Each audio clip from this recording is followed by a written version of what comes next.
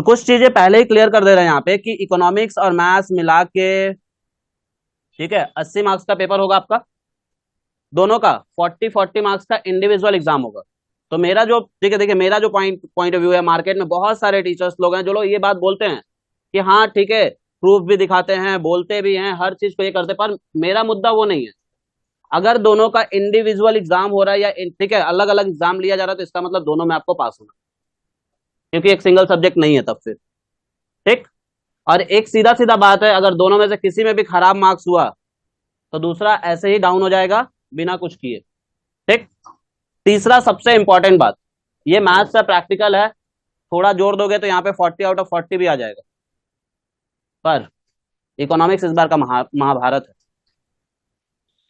Semester 5 का economics easy नहीं है, as compare to maths tough है, मैथ्स से भी ज्यादा टफ है, क्योंकि क्या है, पूरा का पूरा ग्राफिकली है, डायग्रामेटिक वे से आपको पूरा इकोनॉमिक्स करना है, आपको पूरा का पूरा, सबसे बड़ा चीज की रिटर्न है।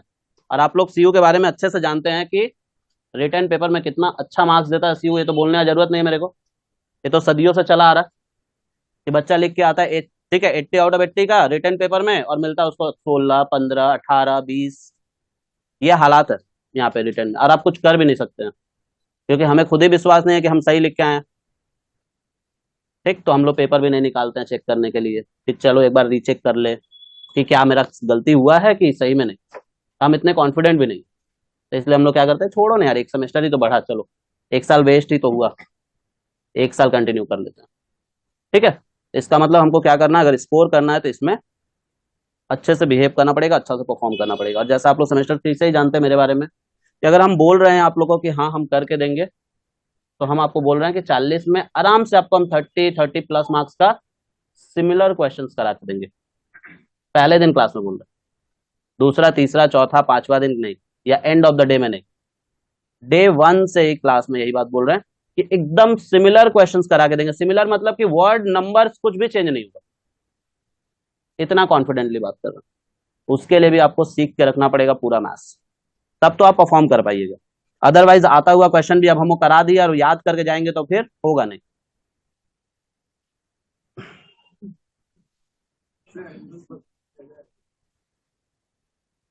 हो गया चालू तुम्हारा? पहला क्लास है, हमको यूट्यूब पे डालना है क्लास को, ठीक। ये सब लिखोगे तो फिर वहां भी फेमस हो जाओगे, समझे?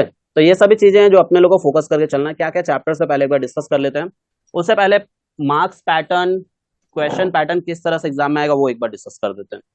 देखिए हमारे पास टोटल 40 मार्क्स का मैथ्स है, ठीक। 40 मार्क्स को आपको 8 ग्रुप में डिवाइड करेगा, ठीक है। 8 ग्रुप में ये डिवाइड करके आप लोग को 40 मार्क्स का देगा, ठीक। मतलब कि टोटल 8 सेट में क्वेश्चन होगा। 8 सेट मतलब समझ गया, एक एक सेट 10 मार्क्स का होगा। तो आप लोग बोलेंगे कि सर एक एक सेट 10 मार्क्स का होगा, यानी 80 मार्क्स का पेपर हो गया। 50% ऑप्शन है, अब क्या देगा आप लोग को, ठीक है। और क्या देगा, ये पूरा 50% आप लोग को, मतलब 50-50 कर दिया, मतलब 80 मार्क्स के पेपर में आपको 40 ही अटेंड करना है। पर प्रॉब्लम ये नहीं, प्रॉब्लम मेनली ये है कि एक सेट में 3 क्वेश्चन देता है मैक्सिमम, और 2 क्वेश्चन देगा मिनिमम। एक सेट में 3 क्वेश्चन मैक्सिमम और 2 क्वेश्चन देगा मिनिमम। अगर 3 क्वेश्चन पहले 2 सेट का बता लेते हैं, अगर 2 क्वेश्चन दिया एक सेट में, तो दोनों क्या करेगा, 6 और 4 या 5 और 5, ठीक, ये सेट में कंप्लीट करके देगा 2 क्वेश्चन। पर अगर 3 सेट में क्वेश्चन देता है, ए, बी और सी, अगर ये 3 सेट में क्वेश्चन दिया तो अपने लोगों को क्या करना पड़ेगा, 2, 4, 4 दे सकता है, ठीक है। फिर उसके बाद से 2, 3, 5 दे सकता है, ये भी दे सकता है। उसके बाद से 2, 2, 6 भी दे सकता है, ये इस तरह के पैटर्न में देगा, ठीक है, ठीक। या फिर ये तो 4, 4 बता ही दिए। तो इस तरह के सेट में अपने लोगों को क्वेश्चन दिया जाता है। प्रॉब्लम जानते हैं सबसे बड़ा चीज क्या होता है अपने पास, अपने लोग के पास इस सेट में, मान लीजिए कि अगर ये हमारा 1 नंबर का सेट है और इसमें 3 क्वेश्चन दिया है, तो इसमें एक क्वेश्चन सिंपल, एक क्वेश्चन थोड़ा कॉम्प्लिकेटेड घुमा के डाल देगा, जिससे क्या होगा, ये आप पूरा का पूरा कंप्लीटली सेट अटेंड नहीं कर पाइएगा। ठीक, पर वो कब, जब आप नहीं पढ़ के जाते हैं तब। अगर आप पढ़ के जाते हैं तो आपके लिए वो इजी होगा, तब आप आराम से 40, ठीक है, मतलब कि 8 सेट में से 4 सेट आप इजीली अटेंड कर लीजिएगा। कोई भी 4 सेट पहले आप सेलेक्ट कर लीजिए कि हमको ये अटेंड करना है। कुछ सेट ऐसा भी होता है जहां पे ऐसे भी क्वेश्चन दिया जाता है 8+2, मतलब एक ही क्वेश्चन 8 मार्क्स का। समझ सकते हैं 8 मार्क्स का किससे क्वेश्चन दे सकता है। एक चैप्टर हमारे पास मैट्रिसेस, जिससे 8 मार्क्स का क्वेश्चन बन सकता है, तो 8+2 दे देगा। 8 मार्क्स का एक क्वेश्चन, एक सिंगल क्वेश्चन 8 मार्क्स का, तकरीबन 3 पेज का सॉल्यूशन उसका 3 पेज के आसपास में जाएगा। ठीक, और +2 मार्क्स का एक छोटा सा क्वेश्चन। तो ये सभी चीजें जो हम लोग को पैटर्न वाइज करना है। 4 सेट को अपने को हर बार टाइम, ठीक है, मतलब कि अपने को कोशिश करना है कि 4 सेट कोई भी कंप्लीट अटेंड करेंगे। ठीक, अब सर अगर मान लीजिए मेरे को एक सेट हमको डाउट है कि हाँ मेरा एक सेट में नंबर नहीं उठ रहा है, हमको गलती का चांसेस, क्या हम एक्स्ट्रा सेट अटेंड कर सकते हैं? हाँ, ऑब्वियस बात है, आप 2 सेट एक्स्ट्रा मिनिमम अटेंड कर सकते हैं। आप अटेंड करने का आपके पास टाइम है तो आप 80 में 80 अटेंड करके आइए, कोई मार्क्स डिडक्शन नहीं होता है। क्योंकि सीयू का नियम क्या है कि अगर आप एक्स्ट्रा क्वेश्चन अटेंड करते हैं, ठीक, मान लीजिए कोई एक्स्ट्रा क्वेश्चन अटेंड किए और आपको ऊपर वाले क्वेश्चन में मिल रहा है 7 मार्क्स और नीचे वाले क्वेश्चन में मिल रहा है 9 मार्क्स, तो क्या करेगा सीयू, इसको इग्नोर करके इसको कैरी करेगा। मतलब जो एक्स्ट्रा सेट अटेंड किए हैं उसमें 9 मिल रहा है, जो आप अटेंड किए थे पहले ही उसमें 7 मिल रहा है, तो आपको 9 मार्क्स वाले को कंसीडर करेगा, 7 मार्क्स वाले को इग्नोर कर देगा। तो इसलिए ये एडवांटेज होता है कि एक्स्ट्रा सेट अटेंड करने पे आप अपने पास एक चीज का एडवांटेज क्या होता है कि हमको मार्क्स कम बेसी मिल सकता है। अगर मान लीजिए एक सेट में बाय मिस्टेकली हो सकता है कहीं पे माइनर से गलती हो गया, तो दूसरा सेट उसके जगह पे क्या करेगा, बैकअप का काम कर देगा। तो इसलिए एटलीस्ट 2 सेट आप लोग अटेंड करके आइएगा, ये हम बोल रहे हैं। ठीक, बहुत लोग आपको बोलेगा नहीं मार्क्स कटता है एक्स्ट्रा अटेंड करने से, नहीं, कभी नहीं। एक्स्ट्रा अटेंड करने से कभी मार्क्स नहीं कटता है, कभी भी नहीं कटता है, ये बोलने वाला बात है। ठीक, डराना है बस, और कुछ नहीं है, नियम यही है। एक्स्ट्रा अटेंड किए तो मार्क्स का यही पैटर्न है कि जिसमें ज्यादा मिलेगा उसको कंसीडर किया जाएगा, टॉप 4 को कंसीडर किया जाएगा, ठीक, बाकी को इग्नोर कर दिया जाएगा। तो ये चीज हमारे पास हो गया। तीसरा जो हमारे पास सबसे इंपॉर्टेंट पार्ट है, 10 मार्क्स का ये कॉलेज। ठीक, ये जो 10 मार्क्स है आपका, ये थोड़ा सा ध्यान दीजिएगा। तो आपका क्या होगा, अगर ये 10 मार्क्स अगर कॉलेज से मिल जाता है तो आपका ये क्या होगा, 50 आउट ऑफ 50 स्कोर हो जाएगा। और 50, अगर 50 में 50 अगर इधर हो गया, चलिए 50 में 40 ही मान लेते हैं ना। अगर 40 इधर हो गया और हम थोड़ा सा मेहनत करके इकोनॉमिक्स में 30 ला दिए, तो आई थिंक मेरे हिसाब से सीयू के अकॉर्डिंगली 70 मार्क्स बहुत बेस्ट होता है। ठीक है, तो ये अपने को थोड़ा सा टारगेट करके करना है, पर अपना मेन टारगेट 70 ही नहीं रहेगा, अपना मेन टारगेट पूरा 100 आउट ऑफ 100 होना चाहिए, तभी हम लोग इस चीज को ये कर पाएंगे। अब ये नहीं कि सिर्फ और सिर्फ माइंड में बैठा लिया कि 100 आउट ऑफ 100 अटेंड करना है, अब पढ़ाई लिखाई कुछ नहीं कर रहे, तो उससे नहीं होगा। ठीक है, तो ये चीज हो गया। चैप्टर्स क्या क्या है हमारे पास, जैसा कि सभी लोग जानता है कि ये सेमेस्टर पूरा प्योर मैथमेटिक्स है। ठीक, प्योर मैथमेटिक्स मतलब समझ रहे हो, तो यहाँ कोई एडिशनल या स्टैटिकल मैथमेटिक्स नहीं है, स्टैट्स नहीं है, पूरा का पूरा कंप्लीटली प्योर मैथमेटिक्स है। क्या क्या चैप्टर्स है लिख लीजिए। ठीक, ऐसे तो टाइम देता है सिर्फ और सिर्फ 5 महीना। ठीक, पर ये सिलेबस साल भर से ज्यादा का है। ठीक है, और आप तो ठीक है, आप लोगों को तो एक बात तो मेरे बारे में पता ही है, बताएगा भाई कि नंबर ऑफ क्वेश्चंस होमवर्क में कितना जाता है। तो हम भले ही अगर आपके नजर में पहला दिन अगर हम बुरा बन भी गए तो हमको कोई फर्क नहीं पड़ता है। ठीक, क्योंकि एंड में तो हम ही हीरो रहेंगे, ये बात अपने दिमाग में बैठा के रख लीजिएगा। पहला दिन हम भले ही कितना हुए, ठीक है, हम आप लोग को एकदम स्ट्रिक्टली बोल रहे हैं इस चीज को इस सेमेस्टर में कि हम होमवर्क चेक करेंगे ईच एंड एवरी स्टूडेंट से, एनी हाउ, क्योंकि मेरा क्लासेस जो पढ़ेगा वो एक एक वीक बाद पढ़ेगा। मतलब आज क्लास लिए तो अब नेक्स्ट वीक, मतलब मेरा एक ही दिन क्लास पढ़ेगा, मतलब आपके पास एक वीक का टाइम है। और एक ऑप्शन आप लोग सभी जानते हैं कि एक ऑप्शन हमेशा दे के रखे हैं, अगर वीक में किसी भी क्वेश्चन में आपको प्रॉब्लम हो रहा है या कोई भी क्वेश्चन आपसे नहीं बन रहा तो आप डायरेक्टली मेरे से व्हाट्सएप पे भेज के पूछ सकते हैं। कोई ये नहीं है कि वेट करेंगे कि अब क्लास में जाएंगे तभी पूछेंगे, होमवर्क जमा कर रहे हैं गलती करेंगे फिर। अगर आपका क्वेश्चन में आप लेके बैठे क्वेश्चन डाउट है, आप मेरे को तुरंत भेजिए, हम तुरंत उसका आंसर आपको बता देंगे या गाइड कर देंगे कि ऐसे मूव करिए, हो जाए। हमको जरूरी नहीं है कि पेन कॉपी मेरे पास होगा तभी हम गाइड करेंगे, या पेन कॉपी होगा तभी हम बताएंगे, हम तुरंत गाइड कर देंगे एट ए टाइम। ठीक है, तो इस चीज के लिए पहले से आप लोग एकदम टेंशन फ्री होकर आराम से सम्स को लेकर बैठिएगा। ठीक, क्या क्या चैप्टर है? Limits, continuity and, sorry differentiability मत लिखिएगा आप लोग, इसको फंक्शन कर लीजिए। Limits, continuity and function.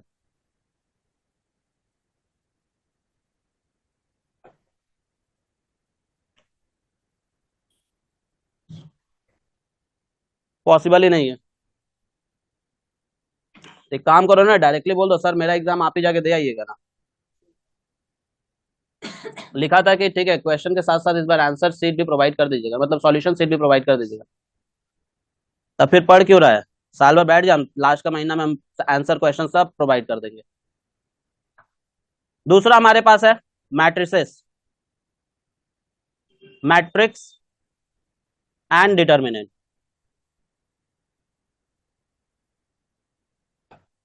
ध्यान से देख लीजिए आप लोग, जो चैप्टर एक एक लिखा जा रहा है, पर देख लीजिए उसमें सब तीन तीन चैप्टर है, इसमें तीन इसमें दो, ठीक है, मतलब पांच चैप्टर यही हो गया।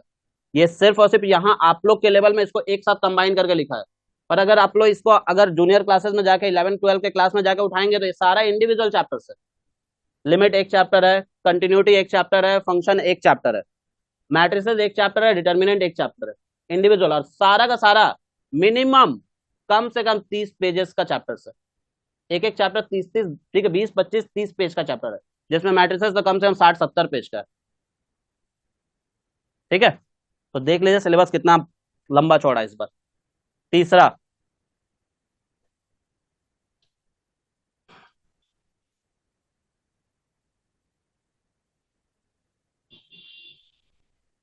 ठीक है, मजेदार चैप्टर, डिफरेंशिएशन। चौथा,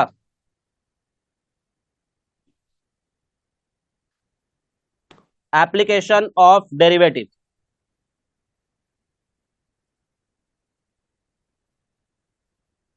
और पांचवा, one of the most simple या simplest chapter in the world, integration. ठीक है ना, सबसे सिंपल चैप्टर यही है। ठीक, मार्किंग देख लीजिए क्या क्या मार्किंग है इसका, 8 मार्क्स ईच चैप्टर से, हाँ, जिसमें आपको एडवांटेज मिलेगा। एडवांटेज मिलेगा आपको इस वाले चैप्टर में, हम लिख तो दिए अभी फिलहाल 8 मार्क्स का है, पर मोटा मोटे इस चैप्टर से कम 15 से 16 मार्क्स का है। ठीक है, एडवांटेज मिलेगा। हम यहाँ लिख तो दिए कि लिमिट से सिर्फ एक ही क्वेश्चन आएगा, पर लिमिट से 2 क्वेश्चन 4 4 मार्क्स का आ जाता है। कंटिन्यूटी और फंक्शन में ऑप्शंस होता है कि आ भी सकता है नहीं भी आ सकता है। ठीक, डिफरेंशिएशन से लिखे 8 मार्क्स का, इससे इंडिविजुअल 8 मार्क्स का आएगा ही आएगा। ठीक, एप्लीकेशन ऑफ डेरिवेटिव से लिखे 8 मार्क्स का, यहां भी 8 मार्क्स का आएगा ही आएगा। इंटीग्रेशन से लिखे हैं 8 मार्क्स का, कभी कभी 12 भी हो जाता है और कभी कभी 4 भी हो जाता है। तो ये कोई फिक्स नहीं है कि जो मार्किंग दिया जा रहा है, जो मार्क्स डिस्ट्रीब्यूशन दिया जा रहा है, डिस्कस किया जा रहा है, उसी के बेसिस पे मार्क्स आएगा। क्वेश्चन पेपर में किसी भी पैटर्न में वो लोग इसको चेंज कर सकता है, दे सकता है, ऐसा कोई बात नहीं है कि मतलब कि ये जो लिखे 8 मार्क्स तो यानी 8 मार्क्स कैरी ही करेगा, ऐसा कोई कंपलसरी नहीं। ठीक है, पर अपने लोग यही पॉइंट ऑफ व्यू से पढ़ते हैं कि 8 8 मार्क्स का चैप्टर है, 8 × 5 यानी कि टोटल 40 मार्क्स का सिलेबस है। क्लियर है चीज? ये सारा का सारा चैप्टर हमारे पास डिस्कस करना अपने लोगों सेमेस्टर 5 में। ठीक, जिसमें से आसान आसान चैप्टर्स क्या क्या है एक बार हाईलाइट कर दे रहे हैं, देख लीजिए। लिमिट्स सिंपल है, मैट्रिसेस भी सिंपल है, डिटर्मिनेंट भी सिंपल है, क्योंकि डिटर्मिनेंट में आपको ऑप्शंस मिलता है, एक टाइप का क्वेश्चंस डिटर्मिनेंट का होता है, उसमें ऑप्शन मिलता है। बाकी ये जो 3 पार्ट है, इंटीग्रेशन, डिफरेंशिएशन, इंटीग्रेशन और एप्लीकेशन, ये तीनों चैप्टर समझ लीजिए आप एक ही है, क्योंकि अगर आप डिफरेंशिएशन नहीं पढ़ रहे हैं तो एप्लीकेशन नहीं होगा, इंटीग्रेशन भी नहीं होगा। तो मतलब कि इस तीनों को करने के लिए इसका करना ज्यादा जरूरी है। ठीक है, और देखिए इतना तो बोल दिया कि टफ है ये है, पर एक बार बाकी लोग क्या पढ़ाया क्या नहीं पढ़ाया, कौन लोग 11 12 में कैसे पढ़ गए हमको नहीं मालूम, एक बार हमको भी मौका दीजिए पढ़ाने का। ठीक है, ये कैसे पढ़ाया जाता है हम भी देखें कि आप लोगों को समझ में आता है कि नहीं आता चैप्टर। ठीक, इतना दिन तो सब पढ़ाया, सब पढ़ा और पढ़ के भागा भी नहीं, ये चैप्टर नहीं करेंगे इंटीग्रेशन।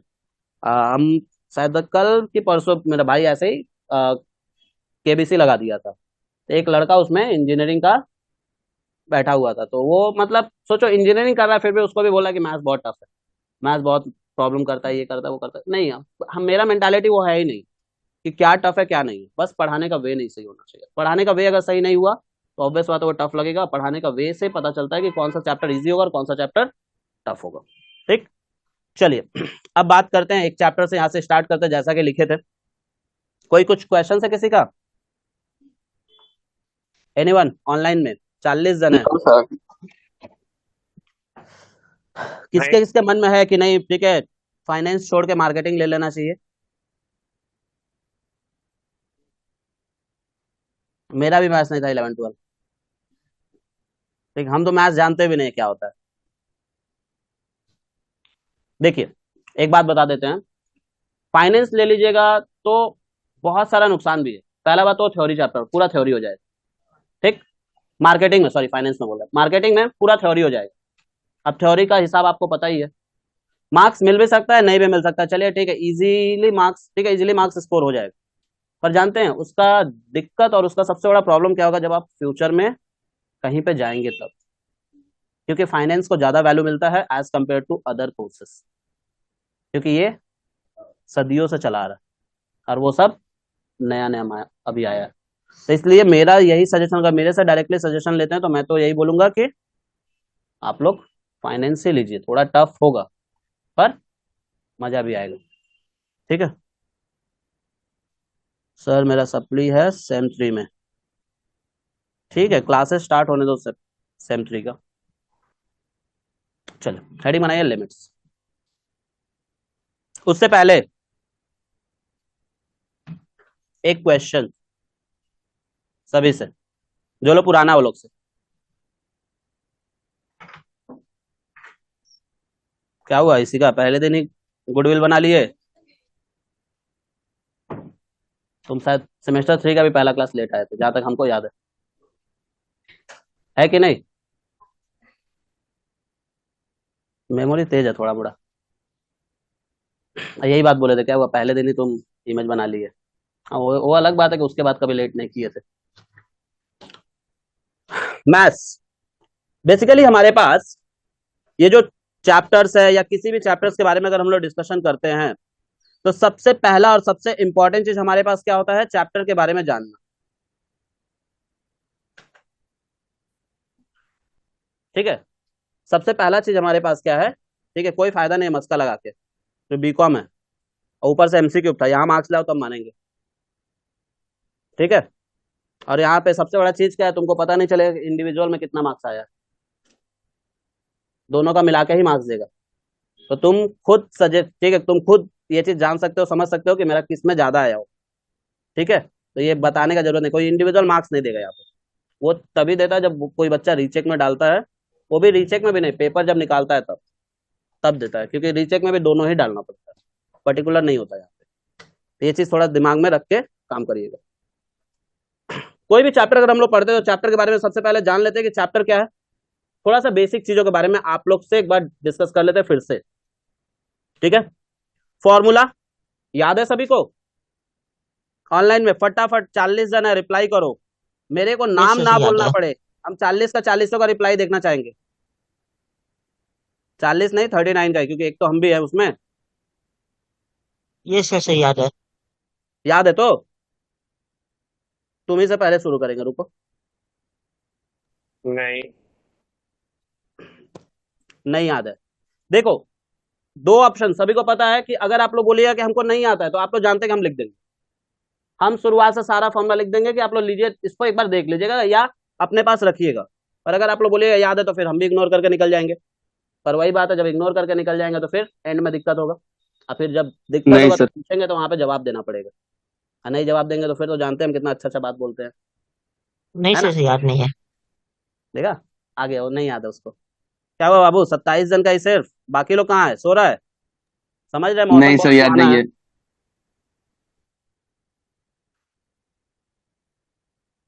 सिर्फ 28-29 जन का रिप्लाई आया है, बाकी 10 से 12 जन सब रिप्लाई करेगा। चलिए, अनमोल बोला था उसका फॉर्मूला याद है। चल अनमोल, शुरू तुम्ही से करते हैं। पहला ही ठीक है, पहला ही क्वेश्चन गलत मत आंसर देना, नहीं तो साल भर यही चलेगा।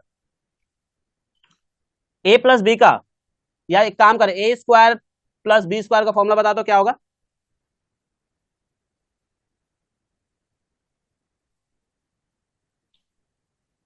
गूगल नहीं करना है, यही था ना जो 11 ठीक है, मतलब सेमेस्टर 3 में खाली गूगल कर करके डेफिनेशन बोलता था।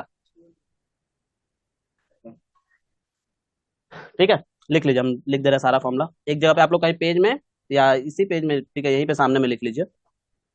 ये सारा फॉर्मूला आप लोग को लगेगा इस बार, सारा फॉर्मूला जितना भी लिख रहे हैं उस सारा फॉर्मूला का यूजेस होगा।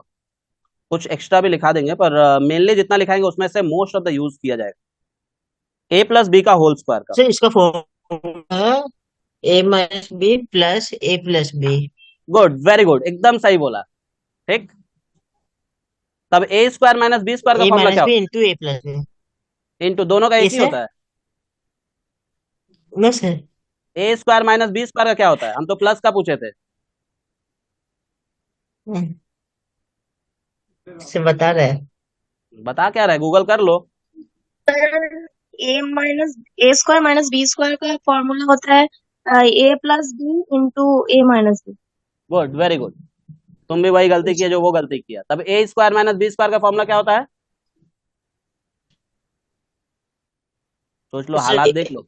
Sir A minus B into A plus B. अच्छा एक ए बात माइनस बताओ, बी इंटू ए ठीक प्लस है, बी। एक चीज पूछ रहे, बुरा मत माना सब लोग। कितने ऐसे लोग हैं जो लोग ट्यूशन पढ़ाता है बच्चों को, छोटे बच्चों लोग को, लाइक 2, 3, 4, 5 क्लास के? अब कोई नहीं हाथ उठाएगा, तो जानता है कि अब पूरा हम लोग का लुटा जाएगा।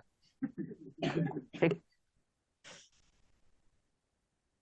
सब बच्चों लोगों को समझाना पड़ेगा, ठीक है, तो पहले अपने आप को तुम लोग स्ट्रांग कर लो, फिर बच्चों लोगों को गाइड करना। नहीं तो फिर वही काम करोगे, तुम लोग बच्चों को तैयार करके ऐसा भेजोगे यहाँ जैसा तुम लोग हो, फिर हमको मेहनत करना पड़ेगा उन लोगों के ऊपर बेसिक में जाके। ठीक है, देखिए, लिख लीजिए सारा फॉर्मूला, लिख लीजिए फटाफट लिख लीजिए, और इसको एक बार आप लोग गो थ्रू जरूर कर लीजिएगा घर पे, सब याद हो जाएगा, सब याद किया हुआ चीज है, बस खाली क्या है, दिमाग से निकल चुका है।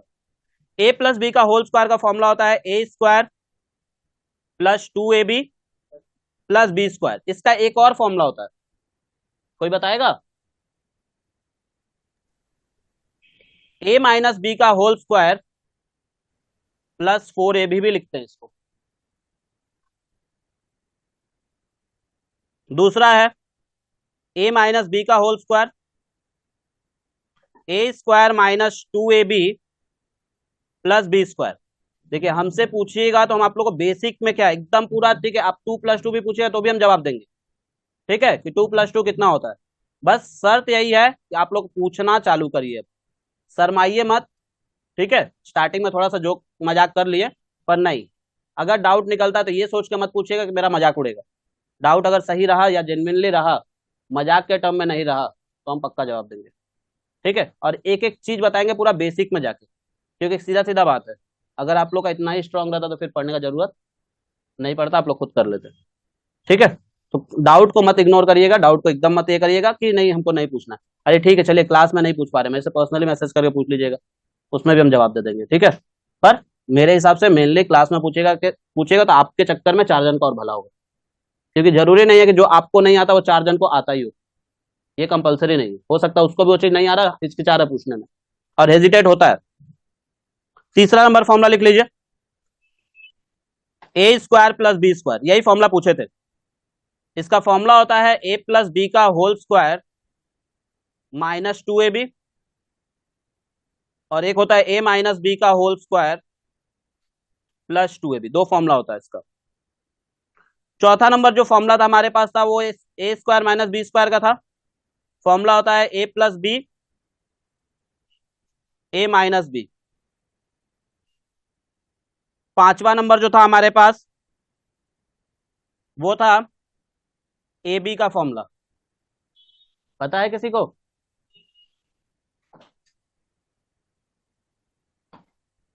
नहीं पढ़ा ये चीज। ए इंटू बी मत बोल देना तुम लोग, ठीक है।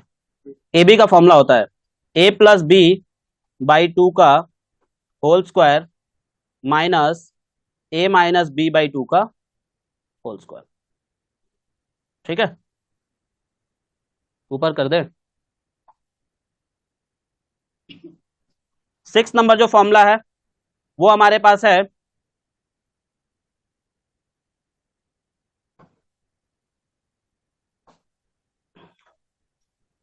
ए प्लस बी प्लस सी का होल स्क्वायर। फॉर्मूला होता है, कोई बोलेगा इसका ऑनलाइन में? सात्विक, अक्षत, अनिंदिता,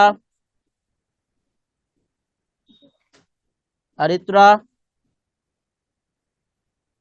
आयुष, सर ए बाकी स्क्वायर लोग। Plus B square plus C square plus 2 A B plus B C plus C A. Two bracket में ऐसे, ठीक है, देख ऐसे बोलेगा हाँ ना तो मतलब थोड़ा सा गलती हो गया। हाँ टू 2 और ब्रैकेट में, ब्रैकेट में। हाँ हाँ टू ऑफ करके उसके बाद है सब। सही बोला है। ए स्क्वायर प्लस, देखो आता सब है, बोलोगे तुम लोग बोलना पहले स्टार्ट करो, ठीक जवाब निकले। गलत सही का टेंशन मत लो, गलत सही हो रहा है, एटलीस्ट बोलना चालू करो, क्या पता सही हो जाए। A square plus B square plus C square plus 2ab plus 2bc plus 2ca। अब आप लोग सोचेंगे कि भैया वो तो अलग बोला था, वो कुछ अलग नहीं बोला था, बस टू को क्या किया, कॉमन रख के ब्रैकेट के अंदर में A B plus B C plus C A बोल दिया था, बस यही किया था, हम उसको बाहर निकाल के लिख दिए। नेक्स्ट जो फॉर्मूला हमारे पास 7th number A plus B का होल क्यूब का फॉर्मूला है। फॉर्मूला होता है A cube plus 3a² B plus 3ab square plus B cube, या इसी फॉर्मूला को अपने लोग लिखते हैं A cube plus B cube plus 3ab bracket में ए प्लस बी, ठीक है। 8 नंबर जो फॉर्मूला है ए माइनस बी का होल क्यूब, सेम फॉर्मूला है A cube minus 3a² B minus plus 3ab square minus B cube, और इसी को लिखते हैं A cube minus B cube minus 3ab bracket में A minus B. 9th number जो formula है वो है हमारे पास A cube plus B cube के लिए। फॉर्मूला होता है ए प्लस बी का whole cube minus 3ab bracket में ए प्लस बी, और इसी का एक और फॉर्मूला था जो मोस्ट इंपॉर्टेंटली होगा इस बार, मतलब बहुत ज्यादा बार लिमिट में लगेगा, ये जो फॉर्मूला भी लिखवा रहा है A cube plus B cube का एक और फॉर्मूला होता है ए प्लस बी ब्रैकेट में A square minus A B plus B square, ठीक है। इसको अपने लोग मल्टीप्लिकेटिव फॉर्म बोलते हैं। कौन सा फॉर्म बोलते हैं? मल्टीप्लिकेटिव फॉर्म बोलते हैं, जो कि लिमिट्स वगैरह में भर भर के यूज किया जाता है, ठीक है।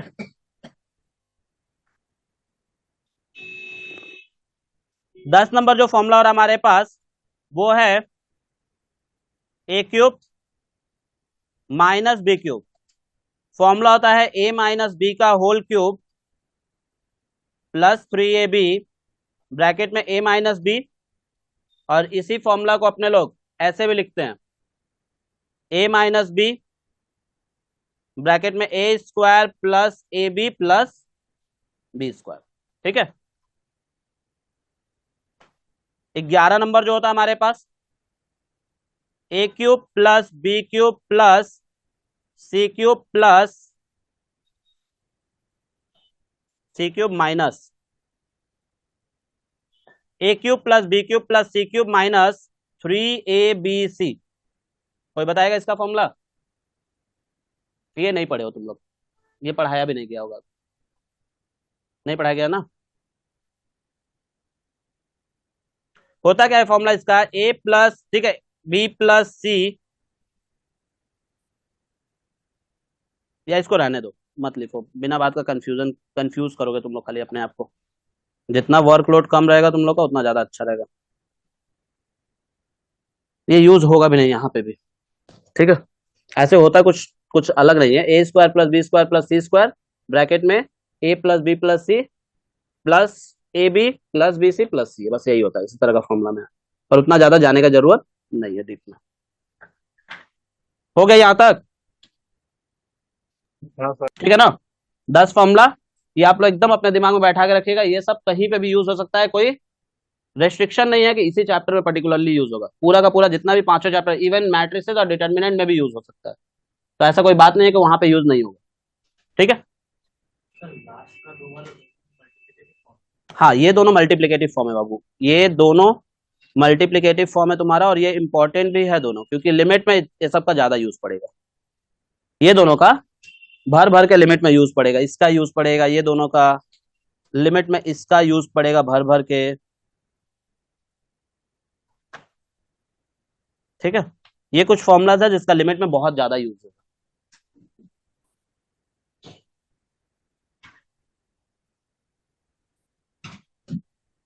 हो गया? ऑनलाइन में लिख लेना सभी लोग। ये चलिए अब हेडिंग याद बनाई तो बाबू, रखना लिमिट। पड़ेगा ना? Yes sorry, sir. Yes sir.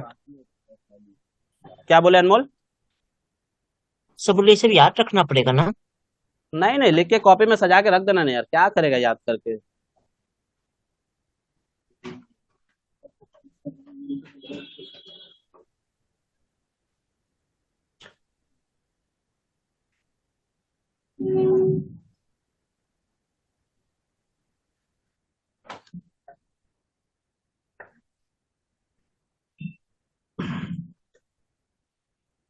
जल्दी लिखो शुभम।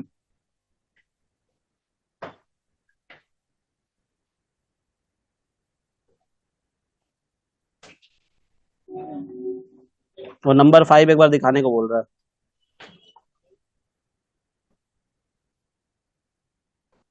ये वाला ना, इसको सॉल्व करेगा तो फिर यही आएगा, ए बी ही आएगा। देखो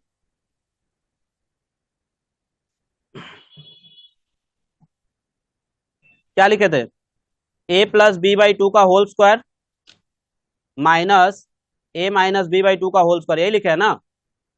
देखिए बाबू, अगर इस होल स्क्वायर को अपने लोग क्या जानते हैं कि अगर ए बाई बी का होल स्क्वायर है तो इसका मतलब क्या जानते हैं, ए स्क्वायर बाई बी स्क्वायर कर सकते हैं। उसी तरह से इसको भी दो पार्ट में स्प्लिट करेंगे तो ऊपर वाले का स्क्वायर डिवाइडेड बाई नीचे वाले का स्क्वायर, जिसमें 2 का स्क्वायर 4 हो जाता है। एज सिमिलर एज यहां भी वही होगा, ऊपर वाले का स्क्वायर नीचे में 4 हो गया। ठीक, 1/4 कॉमन ले लिए दोनों में से, और दोनों फॉर्मूला में ए प्लस बी का होल स्क्वायर और ए माइनस बी का फॉर्मूला में ब्रेक कर दो, A square plus 2ab plus B square. और यहां पे अगर फॉर्मूला में ब्रेक करेंगे तो माइनस क्या करेगा, साइन चेंज कर देगा, यानी कि ए स्क्वायर बीच में -2ab होता है, तो ये माइनस क्या करेगा उसको, +2ab और माइनस में बी स्क्वायर। हो गया ना? देखो ये कट गया, ये भी कट गया। 2ab कितना होता है, 4ab, और डिवाइडेड में इंटू में क्या है अपने पास 1/4, 4 कटा।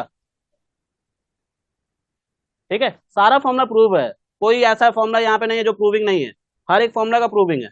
पर प्रूविंग देखने जाएंगे तो बहुत डीप हो जाएगा, इसलिए उतना गए नहीं डीप में। चलिए हेडिंग बनाइए सभी लोग, लिमिट्स। ठीक है, same question, what do you mean by limits? तुम लोग के हिसाब से लिमिट का क्या मतलब होता है? एनीवन?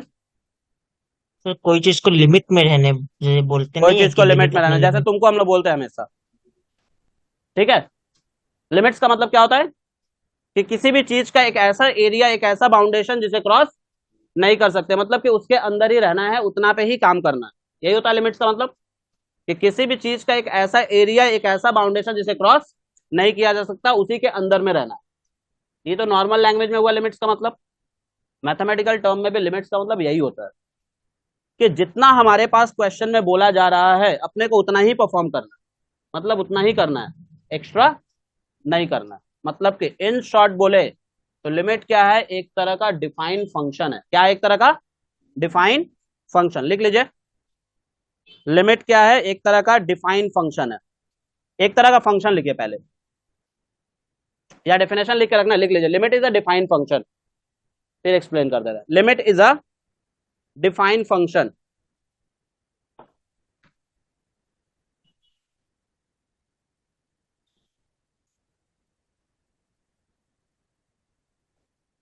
क्या बोले, लिमिट क्या है? एक तरह का फंक्शन है जो हमेशा क्या होना चाहिए, डिफाइन होना चाहिए। डिफाइन बोलने का मतलब क्या है, जिसका कुछ ना कुछ वैल्यू निकले, जिसका कुछ ना कुछ वैल्यू निकलेगा, जो अनडिफाइंड नहीं होगा, मतलब कि जो एग्जिस्ट करता है उसे अपने लोग डिफाइन बोलते हैं। जैसे हम लोग क्या जानते हैं, हर एक चीज का लिमिट होता है ना, और वो डिफाइन भी होता है कि नहीं? गलत बोल रहा है?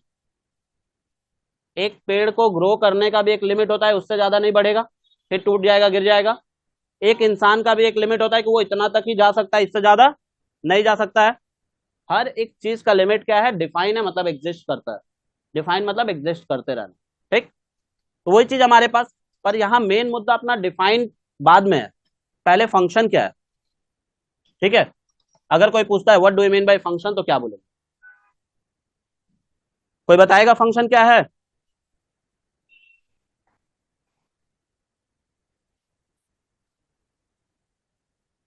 फंक्शन क्या होता है? देखिए, एक तरह का पॉलिनोमियल है। पॉलिनोमियल क्या होता है? कोई भी टर्म जो क्वाड्रेटिक के फॉर्म में लिखा हुआ रहता है उसे अपने लोग क्या बोलते हैं, पॉलिनोमियल बोलते हैं। या कोई भी टर्म जो इस तरह के फॉर्मेट में लिखा हुआ रहता है, इसे अपने लोग क्या बोलते हैं, पॉलिनोमियल बोलते हैं। और किसी भी पॉलिनोमियल को फंक्शन हम लोग तभी बोलते हैं जब वो सेपरेटेड वेरिएबल्स के फॉर्म में लिखा हुआ रहे। जब वो किस फॉर्म में लिखा हुआ रहे, सेपरेटेड वेरिएबल्स के। कितने लोगों को वेरिएबल्स के बारे में पता है कि what is variable and what is constant? What do you mean by variable and what do you mean by constant? बचपन में पढ़ते थे ना, एक्स वाई जेड, पढ़ते हैं ना?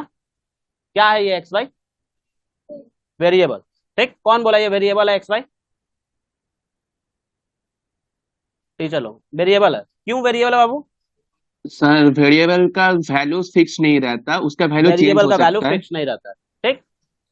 एक बात बताइए, हमारे पास ए से लेके जेड तक में 26 अल्फाबेट होता है, एक्स और वाई को ही क्यों वेरिएबल के जैसा ट्रीट किया गया? एक्स और वाई को ही क्यों लिया गया? बाकी भी तो था, 24 अल्फाबेट और भी है, उसे क्यों नहीं लिया गया? एक्स और वाई को ही क्यों लिया गया? बहुत सारा क्वेश्चंस होता है जो अपने दिमाग में आ सकता था, पर बहुत सारे सर्कमस्टेंसेस की वजह से हम लोग नहीं पूछते, ठीक? हम तो ये भी पूछे हुए हैं क्लास में कि बारिश का जो पानी है वो बूंद में ही क्यों गिरता है, एक बार में क्यों नहीं गिर जाता है, ठीक? हमको मतलब वो नहीं है, हमको मतलब अपने एक्सप्लेनेशन से है। भाई तुम ठीक है, अगर आप टीचर है तो सामने से आप मेरे को एक्सप्लेन करिए कि क्यों ऐसा होता है, ठीक? भाई जेन्युइन सा चीज है। हम तो ये भी क्वेश्चन पूछे हुए तो बता देते हैं तुम लोगों सेमेस्टर 3 में, ये ताजमहल को उठा के बे ऑफ बंगाल में डाला जाए तो कौन सा केमिकल निकलेगा?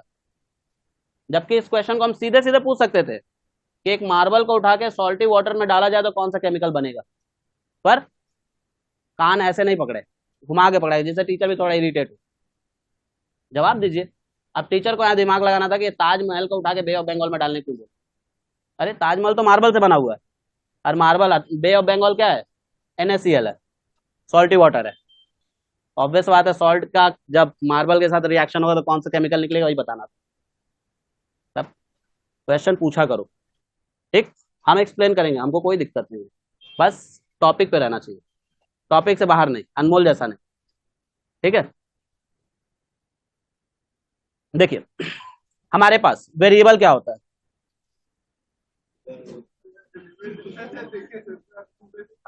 वो यही है, कलकत्ता में ही है, वो कोई होम टाउन नहीं गया है। हाँ, वो डर से नहीं आता है। वेरिएबल क्या होता है हमारे पास? एक्स और वाई का यूज हम लोग क्यों करते हैं? क्योंकि देखिए मेनली एक्स और वाई क्या है, हमारे पास एक्सिस है। आप लोग सभी पढ़े हैं एक्स एक्सिस और वाई एक्सिस, ये पढ़े हैं ना हम लोग, ठीक? फ्रॉम, ठीक है, मतलब कि अगर हमारे pass away from the centre जो जाता है उसे हम लोग क्या बोलते हैं, वाई एक्सिस। और सेंटर पे ही जब रहते हैं तो उसे क्या बोलते हैं, एक्स एक्सिस। या इन शॉर्ट बोले तो पैरेलल और परपेंडिकुलर, पैरेलल और परपेंडिकुलर, यही होता है। पैरेलल जो होता है उसे हम लोग क्या बोलते हैं, एक्स एक्सिस, और परपेंडिकुलर क्या होता है, वाई एक्सिस। मतलब 90 डिग्री पे जो स्टैंड करता है वो वाई एक्सिस कहलाता है, और जो 0 डिग्री पे स्टैंड करता है या 180 डिग्री पे स्टैंड करता है उसे अपने लोग क्या बोलते हैं, एक्स एक्सिस बोलते हैं। ठीक, इसी एक्सिस, अब हम सभी लोग जानते हैं कि इसे वेरिएबल क्यों बोला गया। मेरा क्वेश्चन ये था कि इसे ही वेरिएबल क्यों बोला गया। आप सभी जानते हैं कि हम लोग अर्थ सरफेस पे अगर किसी भी पॉइंट पे चलते हैं तो डिस्टेंस चेंज होता है, हर एक पॉइंट पे डिस्टेंस क्या होता है, चेंज हो रहा है, चल रहे तो यानी कि चेंज हो रहा है, यानी इसका मतलब बदलते रह रहा है, यानी एक्स का वैल्यू हर बार चेंज होगा। हर बार चेंज होने की वजह से इसको क्या दिया गया, वेरिएबल दिया गया। वही केस सेम ऊपर की तरफ भी है। आप जितना अर्थ सरफेस से ऊपर की तरफ उठेंगे उतना क्या होगा, आपका डिस्टेंस चेंज होता जाएगा, मतलब हर एक पॉइंट पे आपका डिस्टेंस बदलेगा। ठीक, उसी वजह से उसको क्या बोला गया, वेरिएबल बोला गया। पर यहाँ एक और क्वेश्चन उठता है, बहुत अच्छा क्वेश्चन उठता है, क्या दोनों को ही एक वेरिएबल बोला जाए। अब मान लीजिए हम दोनों पर्सन को एक ही नाम से बुलाए, क्या सही है, कुछ ना कुछ ऐसा रीजन होगा, या दोनों को एक ही नाम से थोड़ी प्रोनाउंस किया जाएगा। इन दोनों का इंडिविजुअल नेम भी है, एक्स एक्सिस और वाई एक्सिस को इंडिविजुअली भी बुलाया जाता है, इंडिविजुअली भी प्रोनाउंस किया जाता है। उतना डीप में कोई टीचर जाता नहीं, ठीक है, बस खाली बोल देता है एक्स और वाई एज फॉर वेरिएबल लिया गया। पर एक्स को अपने लोग बोलते हैं इंडिपेंडेंट वेरिएबल और वाई को क्या बोलते हैं, डिपेंडेंट वेरिएबल। और ये एक्स और वाई यूनिवर्सल वेरिएबल के नाम से भी जाना जाता है। क्यों यूनिवर्सल वेरिएबल के नाम से जाना जाता है, आप लोग इतने दिन से मैथ्स पढ़ रहे हैं, ठीक, आप लोग देखते हैं कहीं पे भी अगर लेट करने का भी होता है तो हम लोग क्या लेट करते हैं, एक्स, अपने आप ही ऑटोमेटिकली। और देखेंगे मैक्सिमम नंबर ऑफ चैप्टर्स में मैथ्स का एक्स का ही और वाई का ही यूज सबसे ज्यादा होता है। कहीं पे भी कोई भी चैप्टर उठाएगा देखिएगा उसमें एक्स वाई ज्यादा यूज किया जाता है एज कम्पेयर टू बाकी अल्फाबेट, होता है ना। इसी रीजन की वजह से इसे यूनिवर्सल वेरिएबल भी बोला जाता है। ठीक, यहां अपने लोग बात कर रहे हैं कि फंक्शन क्या है। पॉलिनोमियल तो समझा दिए कि कोई भी टर्म जो हमारे पास इस तरह के फॉर्मेट में लिखा हुआ रहे, या 3x+4 लिखा हुआ रहे, मतलब जो वेरिएबल्स के फॉर्म में लिखा हुआ रहता है उसे क्या बोलते हैं, पॉलिनोमियल बोलते हैं। अब इसी पॉलिनोमियल को फंक्शन हम लोग कब बोलते हैं, जब ये इंडिपेंडेंट वेरिएबल्स के फॉर्म में लिखा हुआ है, जब ये सेपरेटेड वेरिएबल्स के फॉर्म में लिखा हुआ है। सेपरेटेड वेरिएबल्स बोलने का मतलब क्या हुआ कि एक साइड हमारा एक अल्फाबेट तो दूसरे साइड हमारा पूरा का पूरा दूसरा अल्फाबेट का टर्म होना चाहिए। और अकॉर्डिंग टू फंक्शन, तो आप लोग बोलेंगे कि भैया यहाँ तो दोनों साइड एक ही अल्फाबेट, देखिए आप fx में भी x है और इधर भी x है, तो ये फंक्शन कैसे कहलाया, अकॉर्डिंग टू फंक्शन इसी fx को क्या बोला जाता है, y बोला जाता है। क्या बोला जाता है, y, क्योंकि फंक्शन के अकॉर्डिंगली हमारे पास क्या होता है, हमेशा यही होता है fx इक्वल्स टू y। यानी ध्यान से देखिए y, और ये क्या हो गया हमारे पास पूरा x का टर्म। आप लोग बोलेंगे इसमें a b c भी तो है, यहाँ a और b और c क्या है, एज फॉर कांस्टेंट है। ठीक है, बताते हैं कांस्टेंट क्या होता है, पहले उसके पहले इससे डिस्कस कर लेते हैं। तो ये हो गया ना सेपरेटेड वेरिएबल्स में। यानी फंक्शन क्या है, कोई भी पूछता है कि what do you mean by function, तो आप दो डेफिनेशन कैरी कर सकते हो। पहला डेफिनेशन क्या कैरी कर सकते हो कि फंक्शन क्या है, कोई भी पॉलिनोमियल जो सेपरेटेड वेरिएबल्स के फॉर्म में लिखा हुआ रहता है उसे अपने लोग क्या बोलते हैं, फंक्शन बोलते हैं। एक डेफिनेशन। एक और डेफिनेशन आप यहाँ पे कैरी कर सकते हो कि किसी भी पॉलिनोमियल में x का एक इमेज पुट करने से y का एक डिफरेंट इमेज आता है, उसे भी अपने लोग क्या बोलते हैं, फंक्शन बोलते हैं। कैसे, ये क्या हम अभी बोले। मान लो अगर fx इक्वल्स टू इक्वेशन लिए 3x² + 2x+4 ले लिए, और हम बोले कि पुट x इक्वल्स टू 2, तो बाबू इसी fx को y बोलोगे ना, यानी एक इमेज, इमेज मतलब x का एक वैल्यू इसमें पुट करेंगे तो y का एक डिफरेंट इमेज आएगा ना, आएगा, तो इसको भी फंक्शन बोलते हैं। किसी भी पॉलिनोमियल में x का एक इमेज पुट करने से अगर y का एक डिफरेंट इमेज आता है तो उसे भी अपने लोग क्या बोलते हैं, फंक्शन बोलते हैं। क्लियर है चीज, कोई दिक्कत यहां तक। अब यहां पे अपने पास फंक्शन बेसिकली दो तरह का होता है जो पहले ही डिस्कस कर दी, एक कांस्टेंट और दूसरा वेरिएबल। ठीक है, कांस्टेंट क्या होता है, जो फिक्स्ड है। वेरिएबल क्या है, जिसका टेंडेंसी है लगातार चेंज होने का, उसे अपने लोग क्या बोलते हैं, वेरिएबल। जो हर एक पॉइंट पे चेंज होता है उसे अपने लोग क्या बोलते हैं, वेरिएबल। देख लीजिए अगर किसी को भी कोई डाउट आउट होगा तो भाई ठीक है बोल दीजिएगा, ये नहीं वेट मत करिएगा कि हम अगला क्लास में पूछ लेंगे या बाद में पूछ लेंगे, अभी के अभी क्लियर कर लीजिएगा। ऑनलाइन में सबको क्लियर हो रहा है ना, बहुत डीप में जाके पढ़ा रहे हैं।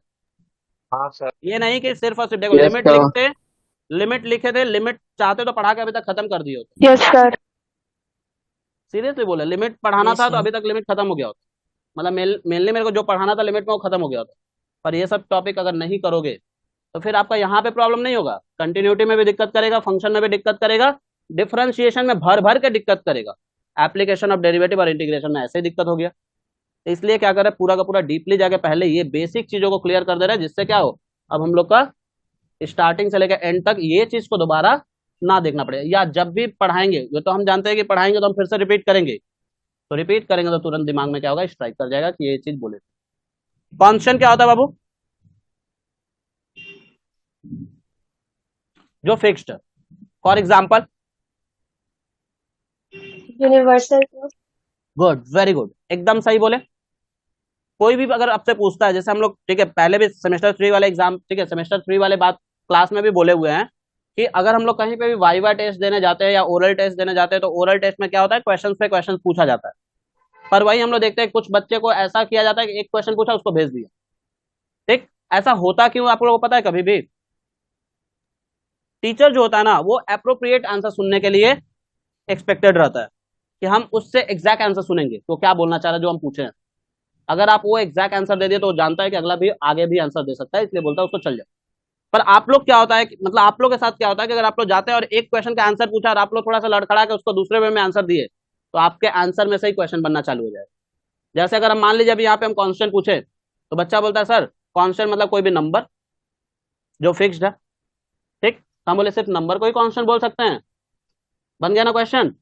फिर बोले नहीं नहीं सर, जो ठीक है समान उमान जैसे पाई वाई का वैल्यू, पाई का वैल्यू भी है, ठीक है कांस्टेंट, वो भी कांस्टेंट है जो फिक्स्ड है।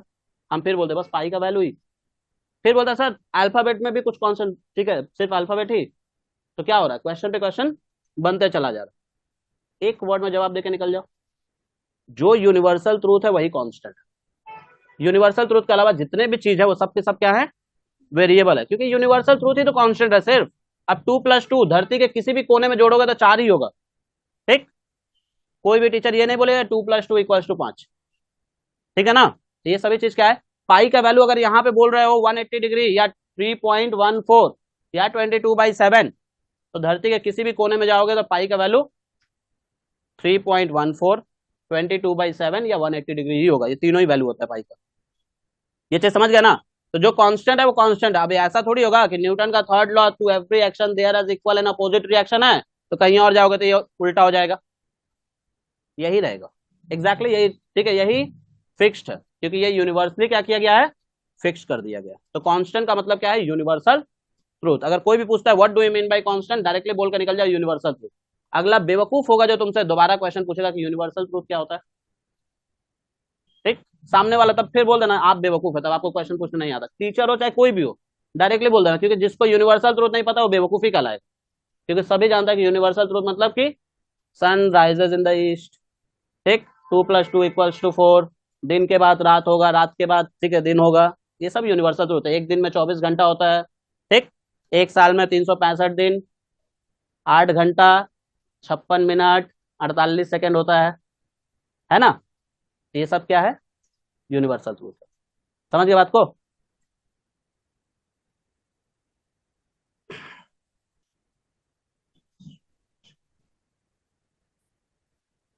किसी भी पॉलिनोमियल को सेपरेटेड वेरिएबल्स के फॉर्म में लिखोगे तो उसे फंक्शन बोलते हैं बाबू।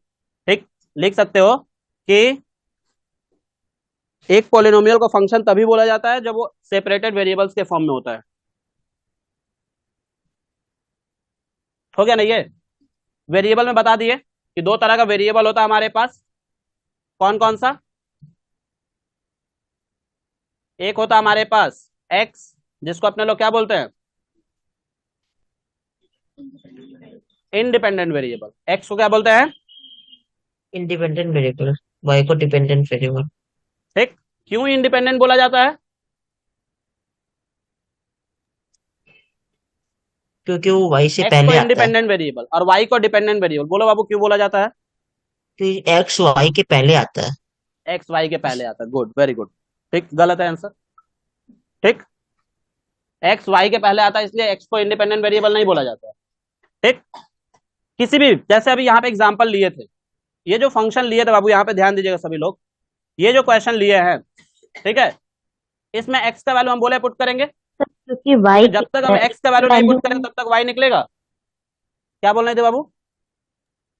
सर क्योंकि अगर x का वैल्यू हम लोग चेंज करेंगे तो उसका इफेक्ट y के वैल्यू में पड़ेगा, इसलिए y ठीक।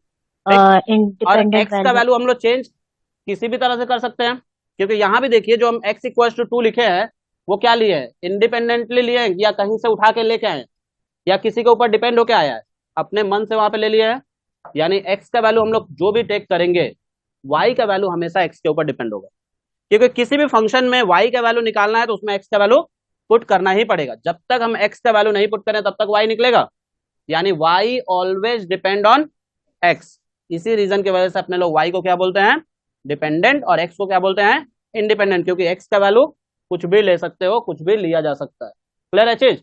पर y का वैल्यू हम लोग नहीं ले सकते हैं। ठीक, और भी एग्जाम्पल के तौर पे ले सकते हो, यूनिवर्स कितना लंबा चौड़ा है पता है, पर अर्थ का हम लोग को किलोमीटर में पता है कितना है, पता है ना? या गूगल कर लेगा भाई, ओए हीरो क्या नाम है, अनमोल, बता दो भाई अर्थ का कितना, ठीक है, लंबाई चौड़ाई है तो उसका तो बताते हैं। काउंट किया, वो तो एग्जैक्टली निकाला गया है, पर वाई का नहीं निकाला जा सकता है। ठीक है, क्योंकि वाई हमेशा डिपेंड है एक्स के ऊपर। चलिए ये तो हो गया हमारे पास इसके बारे में। तो यहाँ भी हम लोग अल्फाबेट में जो पढ़ेंगे आज ही क्लियर कर देते हैं इस चीज को। टोटल 26 अल्फाबेट है ए से लेके जेड तक, है ना? ए से लेके जेड तक हमारे पास कितना है, 26 अल्फाबेट है, जिसमें से हम लोग ए से लेके टी तक के अल्फाबेट को एज अ कॉन्स्टेंट कंसीडर करते हैं। देखिए बाबू, कंसीडर करना और मान, ठीक है, फिक्स करना अलग अलग होता है। हम ये कंसीडर किया, इसका मतलब क्या है, माने हैं। जरूरत पड़ने पे इसमें से भी कुछ ऐसे अल्फाबेट है जिसको हम लोग वेरिएबल के जैसा ट्रीट करेंगे, और बाकी U V W X Y और जेड, ये 6 अल्फाबेट को एज अ वेरिएबल कंसीडर करेंगे। क्या कंसीडर करेंगे? एज अ वेरिएबल, और ये हमेशा वेरिएबल ही कहलाएगा। बाकी इसमें से ए से लेकर टी तक का अल्फाबेट कांस्टेंट कहलाता है, कंसीडर किया गया, फिक्स नहीं। ठीक है, सर एक बार, एक मिनट लिखने दीजिए। सॉरी, सर लिखने दीजिए ना। लिख लो, लो। अब बात करते हैं लिमिट्स के ऊपर। कोई दिक्कत नहीं है ना फंक्शंस में? Anyone? No sir. No sir. हम्म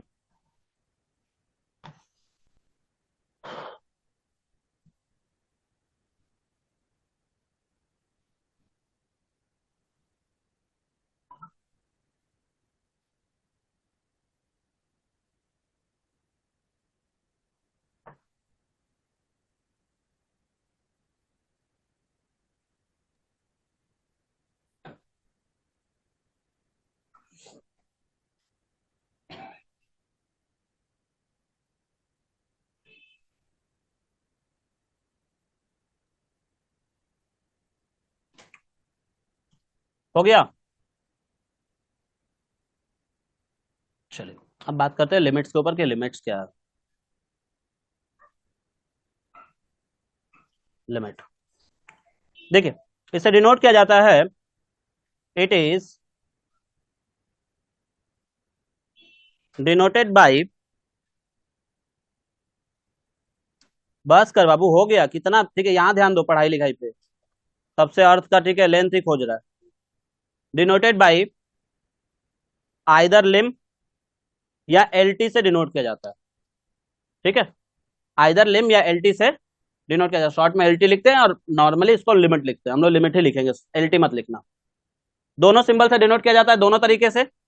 होता क्या है, जैसा कि शुरुआत में बताया कि लिमिट क्या है, एक तरह का डिफाइंड फंक्शन है, एक तरह का डिफाइंड फंक्शन है, जो क्या होगा, हमेशा एग्जिस्ट करेगा, जिसका कुछ ना कुछ वैल्यू होगा, कुछ ना कुछ रिजल्ट निकलेगा। ठीक, और इसे लिखते कैसे हैं, limit X tends to A of F X. ठीक है, बताते हैं, जिसमें इस वाले पार्ट को अपने लोग बोलते हैं टेंस टू। क्या बोलते हैं, क्या होता है टेंस टू का मतलब, क्लियर करते हैं। टेंस टू, या इसे क्लोज टू भी बोलते हैं, या नियर बाय भी बोला जाता है, या इंग्लिश है और भी 4-5 तरीके से बोला जाता है, इसको अप्रोचेज भी बोलते हैं। ठीक, बस खाली इतना ही लिख के रखो, पर मेनली अपने को समझना है कि इसका मतलब क्या होता है। ये एफएक्स को अपने लोग फंक्शन बोलते हैं, अभी भी बता दिए थे कि फंक्शन ऑफ एक्स हो जाएगा ये, और ये लिमिट क्या है हमारे पास, जो लिम है इसे भी क्या बोलते हैं अपने लोग, एक तरह का फंक्शन ही बोलते हैं, जिसको सेमेस्टर 3 में आप लोग को बताए थे कि इस तरह के फंक्शन को अपने लोग क्या बोलते हैं, ट्रांजिशनल फंक्शन। Transcendental function. बताए थे ट्रांसीडेंटल फंक्शन का क्या मतलब होता है, कि मैथ्स में बेसिकली मैथ्स हमारे पास 4 चीजों की वजह से जाना जाता है, एडिशन, सब्ट्रैक्शन, मल्टीप्लिकेशन और डिवीजन। इस 4 चीज को हटा दे तो मैथ्स एग्जिस्ट ही नहीं करेगा। ठीक, उसके अलावा इन 4 चीजों के अलावा भी हमारे पास मैथ्स में कुछ ऐसे टर्म्स है, कुछ ऐसे फंक्शंस है, कुछ ऐसे आइडेंटिटीज है जिसका खुद का अपना पहचान है, खुद का अपना रेपुटेशन है, खुद का अपना पहचान है। उस तरह के पहचान को, उस तरह के रेपुटेशन को अपने लोग क्या बोलते हैं, ट्रांसीडेंटल बोलते हैं। जैसे ट्रिग्नोमेट्री अपना खुद का आइडेंटिटी है ना उसका, उसमें भी addition, subtraction, multiplication, division use होता है, पर विथ आइडेंटिटी, उसके आइडेंटिटी के साथ। मतलब हमको ट्रिग्नोमेट्री में साइन कॉस टेन लिखना ही पड़ेगा, ठीक है, तो उसके साथ यूज करते हैं। उसी तरह से लिमिट भी क्या है, एक तरह का ट्रांसीडेंटल फंक्शन है, एक तरह का फंक्शन है। ठीक है, मेनली यहाँ पे अपना जो मुद्दा है वो है टेंस टू का क्या मतलब होता है। बोलो क्या क्वेश्चन है तुम्हारा।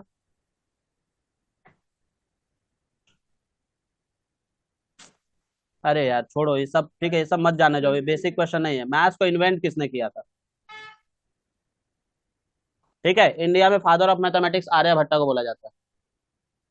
ठीक है, या फादर ऑफ मैथमेटिक्स के लिए आप लोग बोल सकते हैं रामानुजाचार्य को बोला जाता है, मेनली इंडिया में। ठीक है, इंडिया में मेनली रामानुजाचार्य को ही अपने लोग क्या बोलते हैं, फादर ऑफ मैथमेटिक्स बोलते हैं। क्योंकि आप लोग को शायद पता नहीं है, जो लोग चेन्नई वगैरह से आते हैं वो लोग को, ठीक है, वो लोग से पूछिएगा, वो लोग बताएगा कि वहां पे मंदिर में उनका भी फोटो रख के पूजा किया जाता है, मतलब इतने ज्यादा फेमस है। ठीक, तो ये सब चीज, तो यहाँ पे हमारे पास तो यही है, आर्यभट्टा यूजुअली मैथ्स का इन्वेंट, जीरो का इन्वेंट किए थे, और मेनली मैथ्स को जो आगे लेके गए उसमें बहुत सारे वैरायटीज को डाले, वो रामानुजाचार्य का। ठीक, पर ये हमारा टॉपिक है नहीं। टेंस टू का मतलब क्या होता है अपने पास, एक्चुअली ये तो लिख दिए कि इंग्लिश में ही इसका मीनिंग को बढ़ाते हुए लिख दिया कि टेंस टू का मतलब होता है नियर बाई या क्लोज टू, पर एक्चुअली मैथमेटिकल टर्म में इसका यहाँ पे क्या मतलब होता है टेंस टू का। देखिए, x टेंस टू a, ये जो है हमारे पास, इसका मतलब होता है कि x is very close to a, close to a, not completely equals to a। x is very very very very close to a, मतलब x का वैल्यू a के बहुत ज्यादा पास में होगा, पर एग्जैक्टली a के बराबर नहीं होगा, एग्जैक्टली a के बराबर नहीं होगा। जैसे मान लीजिए कि न्यूमेरिकली एग्जांपल से इसको एक बार एक्सप्लेन करते हैं। x टेंस टू 5 ले लिए, ठीक है, इसका मतलब क्या है कि x का वैल्यू 5 के बहुत ज्यादा क्लोज है, पर एग्जैक्टली 5 के बराबर नहीं है। मतलब कि हम लोग बोल सकते हैं कि x is not equals to 5, x is close to 5। अब बाबू क्लोज ये दो तरफ से हो सकता है, एक पॉजिटिव डायरेक्शन से और एक नेगेटिव डायरेक्शन से, दोनों डायरेक्शन से क्लोज हो सकता है ना। पॉजिटिव डायरेक्शन से मतलब कि left hand limit, left hand side से क्लोज, और एक राइट हैंड साइड से क्लोज हो सकता है, जिसको हम लोग राइट हैंड लिमिट के नाम से जानते हैं। ठीक, लेफ्ट साइड से क्लोज का मतलब क्या हुआ कि x का वैल्यू 5 के बहुत ज्यादा नियर है, like 4.9999 dot dot dot dot dot dot up to infinity. ठीक है, 5 के बहुत क्लोज है, पर 5 है एग्जैक्टली 5 वो नहीं है, अप्रोक्सीमेटली 5 बोल सकते हो, पर एग्जैक्टली 5 उसको नहीं बोल सकते हो। राइट साइड से क्लोज का मतलब क्या हुआ कि x is equals to 5.011111 dot dot dot dot dot dot up to infinity, ये राइट साइड से क्लोज है। ठीक, पर 5 के डायरेक्टली इक्वल नहीं है, मतलब कि एग्जैक्टली 5 के बराबर नहीं है। पर इसे हम लोग अप्रोक्सीमेटली 5 कंसीडर करेंगे दोनों को ही, क्योंकि आप लोग पढ़े हैं स्टैट्स में कि जहां पे हमारे पास ठीक 3.67 या 3.85 भी होता था तो हम लोग उसको क्या करते थे, 4 कंसीडर कर लेते थे डायरेक्टली। तो जब वहां पे उतना बड़ा वैल्यू को हम लोग कंसीडर कर सकते हैं अप्रोक्सीमेटली, तो यहाँ तो बहुत ज्यादा नियर है। ठीक है, आप लोगों को पता है ये दोनों को क्या बोला जाता है? नहीं नहीं, एक्स इज लेस देन 5 नहीं बोल सकते बाबू। ठीक, लेस देन और टेंस टू, ये दोनों का अलग अलग मीनिंग हो गया। लेस देन मतलब कि वो लेस देन ही रहेगा, उसे अप्रोक्सीमेटली कंसीडर नहीं कर सकते हो। पर टेंस टू का मतलब होता है कि वो हम उसे अप्रोक्सीमेटली 5 भी कंसीडर कर सकते हैं। पर लेस देन मतलब कि 5 के कम ही दिखाना, हमेशा 5 के कम ही रहेगा वो। लेस देन मतलब फिक्स्ड वर्ड हो गया वो। इसे मैथमेटिकल टर्म में कैसे रिप्रेजेंट करते हैं लिमिट्स में? इसे लिखते हैं अपने लोग लिमिट में, लिमिट x टेंस टू 5, ऊपर में नेगेटिव इंडिकेशन देखे एफ एक्स। ये जो नेगेटिव है ये सिर्फ और सिर्फ क्या इंडिकेट कर रहा है कि लेफ्ट हैंड लिमिट है। क्या है? Left hand limit. और इसे डिनोट करते हैं limit x tends to 5 positive of F X. ठीक है ना, 5 पॉजिटिव ऑफ, हाँ राउंड अप करके 5 लिख सकते हैं। ठीक, ये लिख दिए। और आपको पता है ये दोनों टॉपिक पे ही हमारा नेक्स्ट चैप्टर टिका हुआ। ये दोनों टॉपिक पे ही, ये जो दोनों लिखवा है ना, इसी दोनों पे नेक्स्ट चैप्टर टिका हुआ। इसे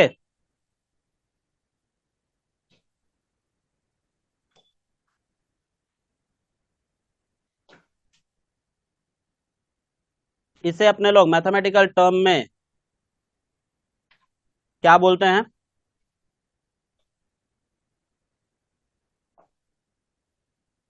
लेफ्ट कंटिन्यूटी। चैप्टर था ना हमारे पास कंटिन्यूटी या लेफ्ट कंटिन्यूअस फंक्शन, क्या बोलते हैं? लेफ्ट कंटिन्यूटी या लेफ्ट कंटिन्यूअस फंक्शन। और इसे बोलते हैं राइट कंटिन्यूटी,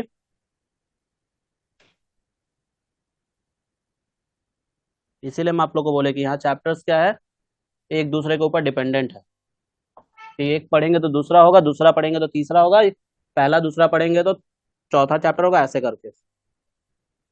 इसे लेफ्ट कंटिन्यूटी या लेफ्ट कंटिन्यूअस फंक्शन बोला जाता है, या राइट कंटिन्यूटी और राइट कंटिन्यूअस फंक्शन बोला जाता है। ज्यादा इसके ऊपर अभी जोर नहीं देंगे क्योंकि फिलहाल अभी हमारा टॉपिक ये नहीं है। ठीक, इसे भी हम लोग को पढ़ना है, फिर यही चीज रिपीट करना, यही लिमिट्स को ही पूरा का पूरा दोबारा रिपीट करना कंटिन्यूटी में। ठीक है, कोई दिक्कत है यहाँ तक? लिखने वाला काम कर लीजिए बाकी लोग। ऑनलाइन में किसी को प्रॉब्लम नहीं है ना? बाकी नहीं। बाकी 4 लोग कुछ कहाँ, नहीं लीव कर दिया? यही तो दिक्कत है आजकल का बच्चा लोग का, मतलब 1-1.5 घंटा स्टे करके नहीं पढ़ सकता है। हम लोग सोचो 8-8 घंटा लगातार पढ़ा लेते हैं, है ना? तुम लोग तो देखते थे सेमेस्टर 3 में हम एक बार बैठते थे तो कम से कम 4 घंटा, 4.5 घंटा, 5 घंटा बाद ही उठना पड़ता था, क्योंकि एक के बाद है, तुम लोग निकल रहे हो दूसरा ढूंढ, मतलब हम यहाँ से उठ भी नहीं पाए। वही हालत अभी भी होगा।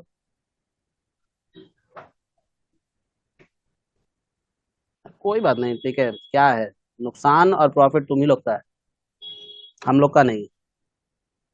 हम लोग क्या है, बस थोड़ा मोड़ा पैसा मिल जाएगा और क्या होगा। भाई और बहुत वही बात है, पसंद है। तुम लोग पे करके नहीं पढ़ोगे तो तुम लोग का ज्यादा नुकसान है, क्योंकि तुम लोग सर्विसेज भी, ठीक है, मतलब कि पेमेंट भी किए पर सर्विसेज भी नहीं दिए, है ना? वो वही हो जाएगा, एक रेस्टोरेंट में गए, खाना ऑर्डर किए, पेमेंट कर दिए पर खाए नहीं चले। तो ऊपर चलिए मैं तो। अभी तक लिखा नहीं है?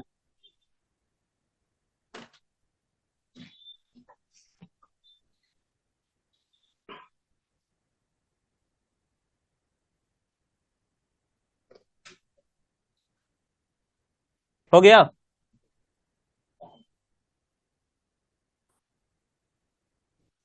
इसमें पुराना चेहरा कितना है?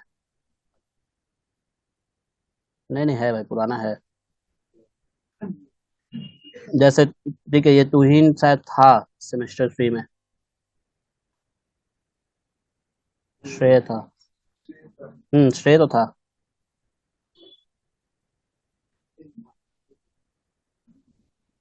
बाबू हो जाए तो बता देना। रश्मि भी थी ना शायद?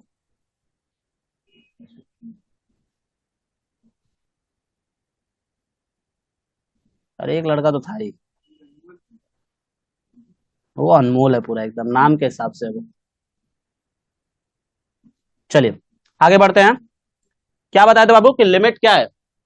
एक तरह का डिफाइन फंक्शन है, मतलब फंक्शन वर्ड यूज किए। डिफाइन बोलने का मतलब जो एग्जिस्ट करे।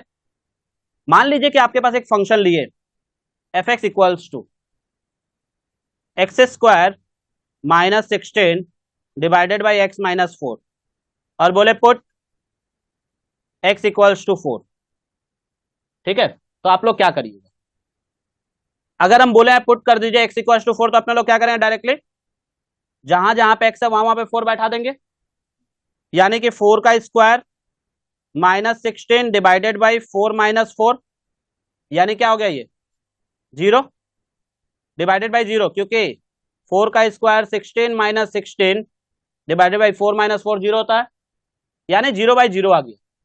0 बाई 0 सर क्या वन होता है? आएगा answer. Good, 1। One. 0 by 0 1 answer होता है। ठीक है, और भी कोई? इन्फिनिटी। ठीक, और अनडिफाइंड तो इन्फिनिटी हो गया। ठीक है, और ऑनलाइन में 0 बाई 0 इज व्हाट? 0। किसी को भी कोई चीज से गुड, डिवाइड करेंगे तो वन होगा ना, सेम चीज से किसी भी डिवाइड चीज करेंगे को तो। किसी भी चीज से डिवाइड करेंगे तो 1 हो जाएगा आंसर, इसका लॉजिक है। ठीक है, चलो कोई बात नहीं। और कौन क्या बोला है? अनडिफाइंड 0। ठीक है, मतलब कि 3 आंसर आ रहा है आप लोग के पास। एक तो ठीक है अनमोल आंसर आ रहा है 1। ठीक, मतलब वो पूरा अनमोल, ठीक है, अपने नाम के हिसाब से आंसर दिया है। दूसरा अनडिफाइंड। अनडिफाइंड, मतलब कि इंफिनिटी। और तीसरा 0। ठीक, अब मेरा आप लोग से क्वेश्चन है, बचपन से पढ़ते हुए चले आ रहे हैं, यहां पे कुछ चीजें लिख रहे हैं, ध्यान दीजिएगा सभी लोग। Anything divided by 0 is what? 0. With doubt, anything divided by 0 is infinity. किसी भी इन्फिनिटी। चीज को 0 से डिवाइड करें तो क्या आएगा? इंफिनिटी। ठीक, अभी जो लोग इंफिनिटी आंसर दिया वो लोग खुश हो गया होगा, पर अभी नेक्स्ट में वो भी लोग फिर बोलेगा, वो लोग भी दुखी हो जाएगा। देखो कैसे, 0 divided by anything is equals to 0। Good, very good. ठीक, 0 डिवाइडेड बाई एनीथिंग इज 0। तो ये अब 0 वाला खुश हो गया। ठीक, ठीक, और अनमोल का आंसर क्या था? कि anything by anything, one. Cut गया ऊपर नीचे 1 आया। ठीक, ये 1 हुआ, पर यहां तो एनीथिंग सबसे बड़ा जो पॉइंट है हम लोग को समझना है, जो हम लोग को अपने दिमाग में ले आना है। एनीथिंग का मतलब क्या होता है? कुछ ना कुछ होगा, यही ना? एनीथिंग का मतलब क्या होता है? कुछ ना कुछ होना चाहिए, पर 0 इज व्हाट? 0 is nothing. ठीक, 0 इज व्हाट? नथिंग। तो यहाँ पे क्या है? नथिंग बाई नथिंग है, तो दोनों ही ऑप्शन को वायोलेटेड कर दिया वो। ये जो दोनों ऑप्शन लिखे दोनों ही यहाँ पे एग्जिस्ट नहीं कर रहा है। अनमोल का एक्स, ठीक है, अनमोल का तो वैसे एग्जिस्ट नहीं कर रहा है, क्योंकि 0 बाई 0 इक्वल्स टू 1 नहीं होगा, क्योंकि हम लोग पढ़े एनीथिंग बाई एनीथिंग, अगर ए डिवाइडेड बाई ए करेंगे तो उसका रिजल्ट क्या आएगा? 1 आएगा। पर 0 क्या है? Nothing, and nothing divided by nothing is what?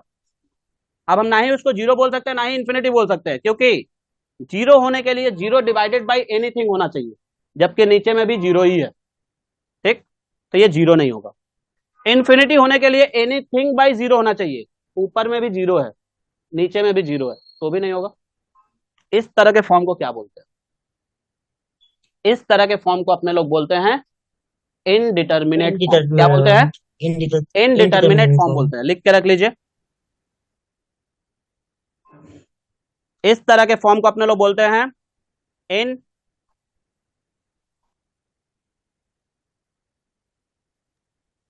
ये अक्सर सेम 3 में पढ़ाए थे।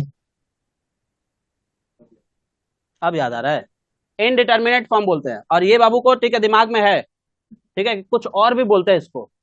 इसको बोलते हैं एल हॉपिटल रूल। क्या बोलते हैं? एल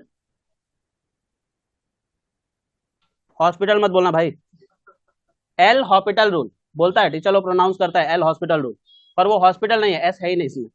ठीक है, एल हॉपिटल रूल। ला हॉपिटल नाम के मैथमेटिशियन ने कुछ ऐसे रूल्स के बारे में बताया था, कुछ ऐसे टर्म्स के बारे में बताया था जिसको आज तक कभी भी एक्सप्लेन नहीं किया गया, कभी भी प्रूव नहीं किया गया। जैसे था वो ऐसे ही लिखा हुआ है, आज तक उसे कोई भी प्रूफ नहीं करने पाया। जिसमें एक 0/0 भी है कि 0/0 को हम क्या लिखेंगे, तो 0/0 को हम 0 ही लिखेंगे। ठीक, यानी कि ये तो हुआ नहीं। और भी क्या टर्म है, थोड़ा दिमाग में आएगा कि भैया और भी क्या क्या टर्म है जो आज तक कभी डिफाइन नहीं हुआ, लिख के रख लो। इन्फिनिटी बाय इन्फिनिटी, और उन्होंने ही इस चैप्टर का इन्वेंट किया था। लिमिट चैप्टर का इन्वेंशन ला हॉपिटल नाम के मैथमेटिशियन ने किया था। ठीक है, infinity by infinity, 0 into infinity, infinity minus infinity, 1 to the power infinity, 0 to the power infinity, infinity to the power 0। ये ऐसे टर्म्स है जो आज तक कभी भी डिफाइन नहीं हुए। कुछ बच्चों लोग के मन में आएगा कि सर हम लोग को तो बचपन में पढ़ाया गया था कि 1 to the power anything is 1, 1 का पावर कुछ भी होगा उसका वैल्यू हम लोग क्या लिखेंगे, इन्फिनिटी। क्या है, कुछ है, हमें पता ही नहीं कि इन्फिनिटी क्या है, तो हम उसका वैल्यू भी नहीं लिख सकते। हमने ये भी पढ़ाया गया था कि anything to the power 0 means 1।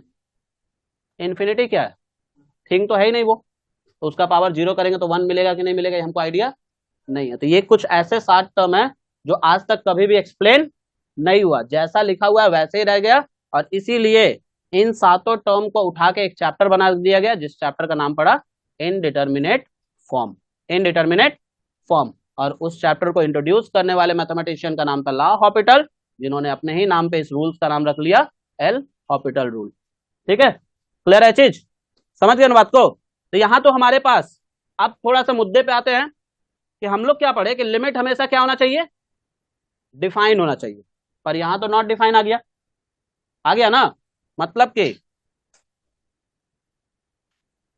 अगर 0/0 आया तो लिमिट डज नॉट एग्जिस्ट हुआ, हुआ ना, डज नॉट एग्जिस्ट हुआ। पर अपने को क्या कराना था, शुरुआत से ही बोलते हुए आ रहा है कि अपने को क्या कराना है, फंक्शन को एग्जिस्ट कराना है, डिफाइन प्रूफ करना है।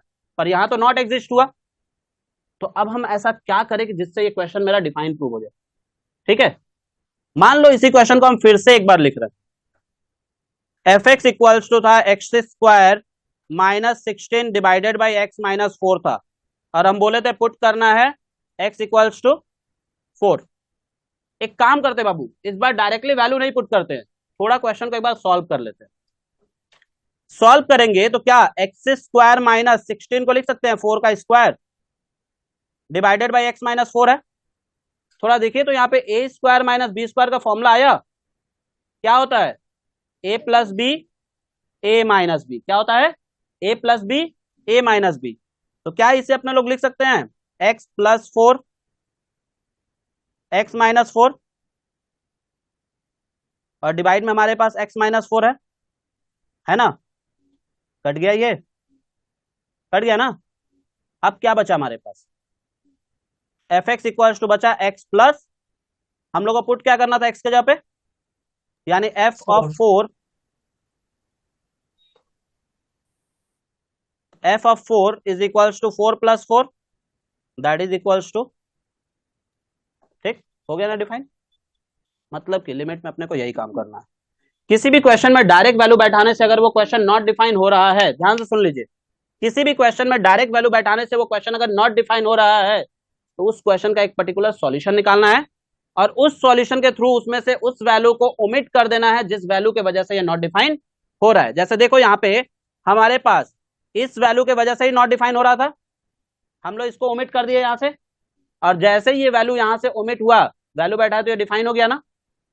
लिमिट में भी यही काम करना है, एग्जैक्टली सेम काम को अपने लोगों को क्या करना है, लिमिट में कंटिन्यू करना है। मतलब हर एक क्वेश्चन का एक पर्टिकुलर सॉल्यूशन निकालना है। अब वो सॉल्यूशन में क्या क्या हो सकता है बताते हैं, पहले से नोट डाउन कर लीजिए। यहां तक किसी को प्रॉब्लम नहीं है ना, एनीवन ऑनलाइन में? नो सर, कोई प्रॉब्लम नहीं।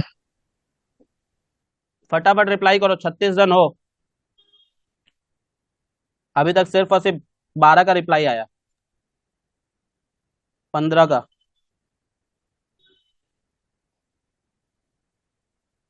22 जन का रिप्लाई सिर्फ।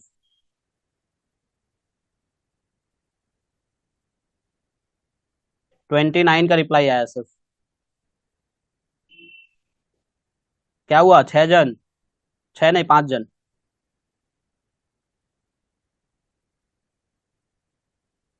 हो गया 36। 37 कैसे हो गया भाई? नंबर ऑफ स्टूडेंट तो 36 जन ही है। मतलब तुम लोग क्या दोस्त को बचा रहे हो? नहीं sir, what is the full, ठीक है, फुल नेम ऑफ। अरे यार हॉस्पिटल नहीं है यार, हम पहले ही बोले ये हॉस्पिटल नहीं है। ला हॉस्पिटल है, ला हॉस्पिटल, LA ला हॉस्पिटल। ठीक है। समझ लो फॉरेन का नाम है। अब जैसे श्रीलंका में ही देख लो। अब इसका मतलब क्या, महिला जयवर्धन है तो उसका ठीक है, वो महिला थोड़ी है। समझे बात को? अब अपने अपने हिसाब से नाम रखता है। उसके बाद से तुम लोग WWE में देख लेना, यहाँ तो गाली होता है, वहां तो नाम है।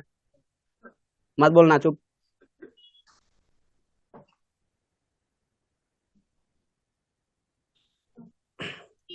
तो वो अपने अपने हिसाब से वो नाम रखा है। ला हॉस्पिटल नाम है मैथमेटिशियन का। लिखना हो गया तो ठीक है, स्टार्ट करें आगे। बस अब ये खत्म हो गया बस। सब बदमाश बच्चा लोग है, नाम भी लिख देता है लोग। ये तो इतना डेडिकेशन से लोग पढ़ाई लिखाई कर लेता तो उफ, ऐसे हम कभी बोलते हैं कि ठीक है अरे वो टॉपिक ठीक है ऐसे था वैसे, तो तुम लोग उसका जवाब दे देता ना तो हम भी खुश हो जाते।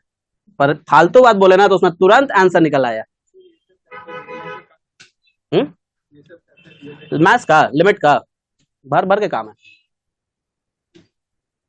हम समय समय पे सब कुछ बता देंगे। देखो पूरा सेमेस्टर 3 का मैथ्स का हर एक चैप्टर का यूजेस बताए थे। हर एक चैप्टर का मोटा मोटी हर चैप्टर के बारे में बताए थे, कौन सा चैप्टर कहाँ पे काम आता है। अब एक बात सिंपल सा चीज बता, जरूरी थोड़ी है कि जो चीज कर रहा है उसका हर चीज का यूटिलाइजेशन तुम्हारे ही पॉइंट ऑफ व्यू से हो। बात समझे हम क्या बोलना चाह रहे हैं? क्योंकि ये 5 उंगली है ना। पांचों उंगली का यूज जरूरी है कि सब जगह पे होता है? कहीं कहीं पे तो एक दो उंगली का ही यूज करता है तुम लोग। ठीक। किसी को उल्टा पुल्टा बोलने के लिए, तब अरे मतलब थंब हम दिखाने के लिए, खाली गलत सोच। समझे बात को? तो वही चीज है, हर एक चीज का यूज कहीं ना कहीं है। ऐसे लिमिट्स डेरिवेटिव मतलब कि पूरा कैलकुलस पोर्शन का यूज पड़ता है कंस्ट्रक्शन के काम में।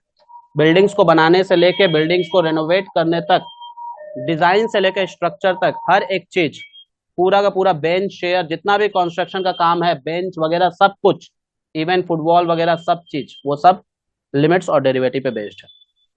मतलब कैलकुलस से ही बनता है वो। विदाउट कैलकुलेशन एक, ठीक है, विदाउट कैलकुलस एक बिल्डिंग नहीं बन सकता। जैसे सुनते हैं ना आप लोग कि इंजीनियरिंग कर रहा है, इंजीनियरिंग में भी बहुत सारा फील्ड होता है। ठीक, वही चीज है ये। तो ये कुछ चीजों को पढ़ाई इसी बेसिस पे किया जाता है। हाँ तुम लोग बीकॉम है, ठीक, इकोनॉमिक्स का यूज क्या करेगा? लैपटॉप देके बैठा है एक ठीक है, एक बैलेंस शीट तैयार करेगा जो अभी तक अकाउंट्स पढ़ा है 11 से लेके सेमेस्टर 5 तक? नहीं होगा, क्योंकि जो प्रैक्टिकल जो हम लोग को थ्योरी में पढ़ाया गया उसे प्रैक्टिकली इम्प्लीमेंट नहीं कर पाएंगे। फिर इसी वजह से देखता है सीए करने के बावजूद भी बच्चा, सीए का एग्जाम निकालने के बावजूद भी 2 साल का 3 साल का प्रैक्टिसिंग में रहता है प्रैक्टिकल चीजों के लिए। यही रीजन है कि जरूरी नहीं है जो चीज को, ये बात अपने दिमाग से निकाल दो कि ठीक है इसका यूज है तभी हम पढ़ेंगे। ठीक है। अरे कैलकुलस का मतलब कैलकुलेटर यार, तुम बस यही जान के रखो। कैलकुलस एक ब्रांच है। हाँ, जैसे बेसिकली हमारे पास क्या रहता है, एक पेड़ है, उसका पेड़ का बहुत सारा टहनी निकला हुआ रहता है। ठीक, उसी तरह से मैथ्स भी बहुत सारे ब्रांचेस में डिवाइड किया हुआ है। जैसे अरिथमेटिक है, अलजेब्रा है, ट्रिग्नोमेट्री मेंसुरेशन है, स्टैटिक्स है। ठीक, फिर उसके बाद से हमारे पास ज्योमेट्री है ना, ये सब चीज। उसी तरह से कैलकुलस भी क्या है, एक तरह का पार्ट है। ठीक, जिसमें तुम जितना भी हम नाम बोले उसमें सब में इंडिविजुअल चैप्टर्स है। उसी तरह से कैलकुलस में भी हमारे पास आता है limit, function, derivative, application of derivative, integration, application of calculus, vector, 3D 3 dimensional geometry, application of calculus in commerce economics, सब कुछ इसी के अंदर में आता है। ठीक, तुम लोग का भी टॉपिक इसमें से कुछ कुछ है। ठीक, बहुत बड़ा है ये, छोटा नहीं है, बहुत बड़ा है। और one of the toughest mathematics बोला जाता है कैलकुलस को पूरे यूनिवर्स में। सबसे टफेस्ट मैथमेटिक्स होता है। ठीक, ऐसा मार्केट में बोला जाता है। हम तो आज तक नहीं, हमको नहीं लगा आज तक। टू बी वेरी ऑनेस्ट बताएं, हमको आज तक कैलकुलस से इजी हमको और कुछ नहीं लगा, क्योंकि क्या है, सिर्फ फॉर्मूला है, फॉर्मूला के हिसाब से जाना, बस यही है, नंबर ऑफ फॉर्मूलाज ज्यादा है, बस यही थोड़ा सा दिक्कत है, नंबर ऑफ फॉर्मूलाज क्या है, ज्यादा है, बोल के लोगों को लगता है टफ है। ठीक, अब एक सिंपल सा बात है, एक सिंपल इंटरेस्ट का हम लोग फॉर्मूला बनाते हैं तो हम लोग कितना दिमाग लगा लगा के कैलकुलेशन करते हैं ना, यहाँ दिमाग नहीं लगता है, खाली फॉर्मूला तुमको याद रखना, फॉर्मूला याद रखोगे सम अपने आप ही दिख जाएगा कि इस फॉर्मूला पे है, बनाना है। चलिए, यही क्वेश्चन को मान लीजिए बाबू लिमिट में करना होता तो हम लोग ऐसे लिखते हैं, limit x tends to 4 X square minus 16 divided by x minus 4, अभी तक फंक्शन में पढ़ाए थे ना, देखो लिमिट में ऐसे रहेगा, डायरेक्टली वैल्यू बैठाएंगे तो 0/0 आ जाएगा, नॉट डिफाइन है, बैठाने का जरूरत नहीं है, आप डायरेक्ट सॉल्व करिए इसको, जब तक सॉल्व करिएगा तब तक लिमिट लिखिएगा, एक्स स्क्वायर माइनस 4 का square divided by x minus 4, limit x tends to 4 A square minus B square का फॉर्मूला डाल दीजिए, a plus B A minus B divided by x minus 4, cut गया ये,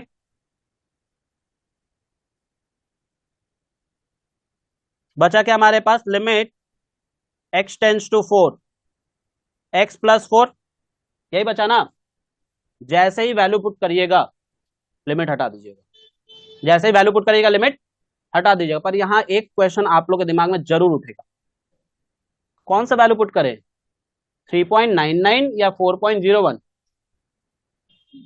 4 ही पुट कर दीजिए, क्योंकि 3.99 को भी अप्रोक्सीमेटली क्या ले सकते हैं बाबू, और 4.01 को भी अप्रोक्सीमेटली क्या ले सकते हैं, तो हम लोग क्या करते हैं डायरेक्टली 4 ही बैठा देते हैं, पॉइंट के चक्कर में नहीं जाते। अब मान लो अनमोल जैसा बच्चा भी हमारे पास क्लास में है, वो बोले कि अगर मान लीजिए हम 3.99 बैठाते तो क्या मेरा आंसर वही आएगा जो 4 बैठाने से आएगा, ऑब्वियस बात है वही आंसर आएगा। देखो 4 बैठाने से अपने पास 8 आंसर आ रहा है, जैसे ही वैल्यू बैठाओगे लिमिट हट जाएगा। ठीक, अगर मान लीजिए इसी में हम 3.99 बैठाते, 3.999 प्लस 4 यानी कितना हो गया, आंसर डिफरेंट आ रहा है। 7.99 आ गया ना, और बाबू 7.99 को अप्रोक्सीमेटली क्या लिख सकते हो, कहां डिफरेंट हुआ भाई, उससे सेम अगर है। 4.01 बैठाते और प्लस 4, आंसर में क्या आता है 8.01, और 01 क्या है, नेग्लिजिबल है, तो हम लोग इसको भी अप्रोक्सीमेटली क्या लिख सकते थे 8, बात समझे। तो हम लोग क्या करते हैं, वही जो टेंस टू में दिया हुआ उसी वैल्यू को बैठा देते, ठीक है, यही काम करना है लिमिट में अपने लोग को, हर क्वेश्चन में, हर एक क्वेश्चन का एक पर्टिकुलर सॉल्यूशन निकालना है, और उस सॉल्यूशन के थ्रू उसमें से उस वैल्यू को हटा देना है जिस वैल्यू से ये नॉट डिफाइन हो रहा है, एंड जैसे ही वो हटा आप लोग को डायरेक्टली क्या करना है, वैल्यूज को बैठा देना है। ठीक है, ये तो हुआ हमारे पास, पर सारे क्वेश्चन में यही फॉर्मूला यूज होगा ये तो कंपलसरी नहीं है, 4 चीजें हम लोग को यूज करना है, क्वेश्चन को सॉल्व करने के लिए हम लोग को 4 ही चीज को यूज करना है। क्या क्या 4 चीज है, और वो चारों चीज, सबसे बड़ा एडवांटेज क्या है कि वो चारों चीज हम लोग बचपन में पढ़ के आए। पहला चीज फॉर्मूला, हो सकता है A square minus B square का यूज हो सकता है A cube minus B cube का यूज हो, ठीक है, मेनली यही ए क्यूब माइनस बी क्यूब, ए स्क्वायर माइनस बी स्क्वायर, ए क्यूब प्लस बी क्यूब, यही सब यूज होगा यहाँ।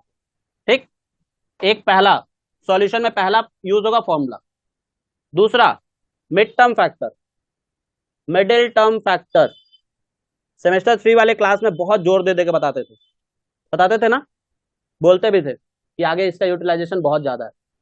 किसको किसको मिड टर्म फैक्टर आता है, रेज योर हैंड्स प्लीज, बस एक जन, बहुत नाइंसाफी है भाई। अनमोल सर, तुम्हारा सब में हाथ उठता है फिर तुम बात बोलते हो कि नहीं आएगा, पूछेंगे अभी, रुक जाओ, अनमोल के साथ कोई और भी उठाया यार, कशिश, ठीक है, पायल, गुड, ठीक है, 3-4 जन को ही खाली बस आता है, और कौन है, बस पायल ही, रश्मि भी, निधि भी, ठीक है, चलिए ठीक है, डाउन कर लीजिए हैंड्स, बता देते हैं हम मिड टर्म कैसे होता है, देख लीजिए, हम समझा देते हैं, कोई दिक्कत नहीं है हमको, कोई इश्यूज नहीं। मान लीजिए कि एक क्वेश्चन दे दिया हमारे पास इस तरह का लिमिट में, limit x tends to 2 X square minus या plus 5x minus 6 divided by X square minus 4। ये क्वेश्चन दे दिया, ठीक है। एक काम करें, एक सेकंड दीजिएगा तो आप लोग उतारिए मत। 5x यहां माइनस ले लिए और ये 6 को प्लस कर दिए, ठीक है। ये क्वेश्चन कर दिए, बोले इसे सॉल्व करना। बाबू अगर हम लोग इसमें डायरेक्ट वैल्यू बैठाएंगे, पुट x इक्वल्स टू 2, तो हमारे पास क्या आएगा, 2 का square minus 5 into 2 plus 6 divided by 2 का स्क्वायर माइनस 4 ना, यानी क्या आ गया 0/0। सारा क्वेश्चन 0/0 ही आएगा। तो आपको ये वैल्यू बैठा के दिखाना नहीं है, किसी भी क्वेश्चन में आपको ये बैठा के दिखाने का जरूरत नहीं है। आप लोग डायरेक्टली सॉल्व करने से चालू करिए। ये आपको हर बार प्रूफ करने की जरूरत नहीं है कि वो नॉट डिफाइंड क्वेश्चन, क्योंकि आपके पास जो क्वेश्चन दिया जाएगा वो नॉट डिफाइन ही दिया जाएगा। डिफाइंड क्वेश्चन एग्जाम में नहीं देगा कि जिसमें डायरेक्ट वैल्यू बैठा है और आंसर आ गया। वो हम दिए हैं स्टार्टिंग में 4 क्वेश्चन, ठीक है, स्टार्टिंग में 4 क्वेश्चन हम दिए हैं स्टार्टिंग का, उसमें आप डायरेक्ट वैल्यू बैठा के आंसर निकाल लीजिएगा। पर 5वां नंबर क्वेश्चन से फिर ऐसे ही रहेगा, ठीक है। तो ये तो हो गया, नॉट डिफाइन हो गया ना। अब अपने को इसी को डिफाइन करना है। नीचे में तो देख रहे हैं कि ए स्क्वायर माइनस बी स्क्वायर का फॉर्मूला आ रहा है, पर ऊपर में मिड टर्म हो रहा है। मिड टर्म कैसे फॉर्म्स का होता है, किस तरह के टर्म का मिड टर्म पॉसिबल होता है, जो तो टर्म, इवन नंबर का, इवन नंबर का। नहीं नहीं ऐसा कोई बात नहीं, इवन नंबर ऑड नंबर यहाँ कुछ आता ही नहीं। जो टर्म क्वाड्रेटिक के फॉर्म में लिखा हुआ रहता है उसी का ही मिड टर्म पॉसिबल होता है। क्वाड्रेटिक क्या होता है,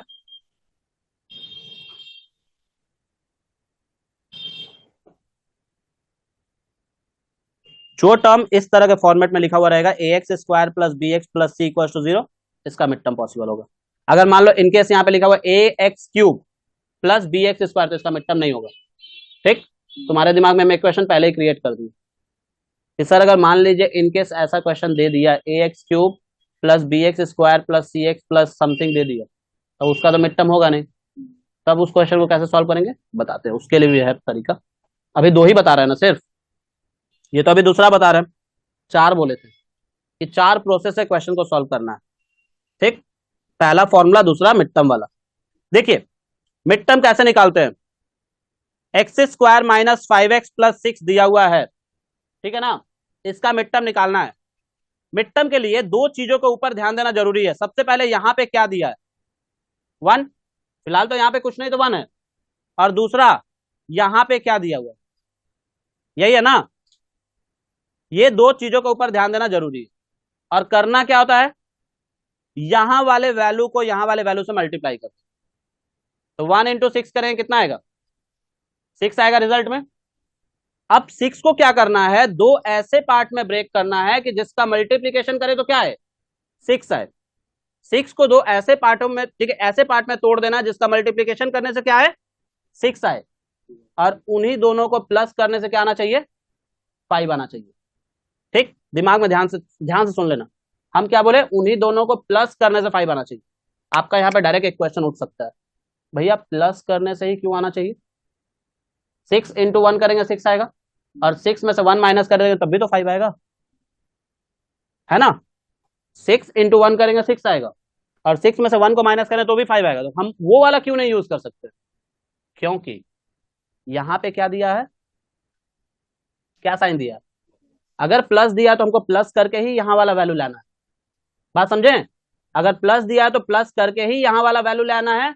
अब माइनस दिया रहेगा तो माइनस करके ही यहां वाला वैल्यू लेना है। यही मिड टर्म में सबसे मेन चीज याद रखना, ठीक है। मल्टीप्लीकेशन और ये तो याद हो जाएगा, पर ये मेन चीज याद रखिएगा कि जो साइन दिया हुआ है उसी के साइन के अकॉर्डिंगली हमको यहाँ वाला वैल्यू ले आना। क्लियर है चीज, कोई दिक्कत याद है किसी को, तो यानी कि बाबू हमारे पास यहाँ पे क्लियर हो गया कि क्या करना है।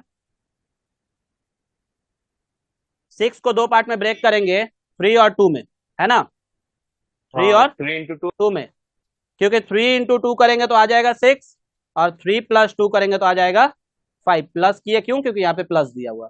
तो चलिए इस क्वेश्चन को सॉल्व करते हैं। Limit x tends to 2 X square minus X को रख दिए बाहर, 5 को 2 पार्ट में ब्रेक किया ना, 3 + 2 में, और फिर प्लस में 6 whole by X square minus 4 को लिख सकते हैं क्या, 2 का स्क्वायर,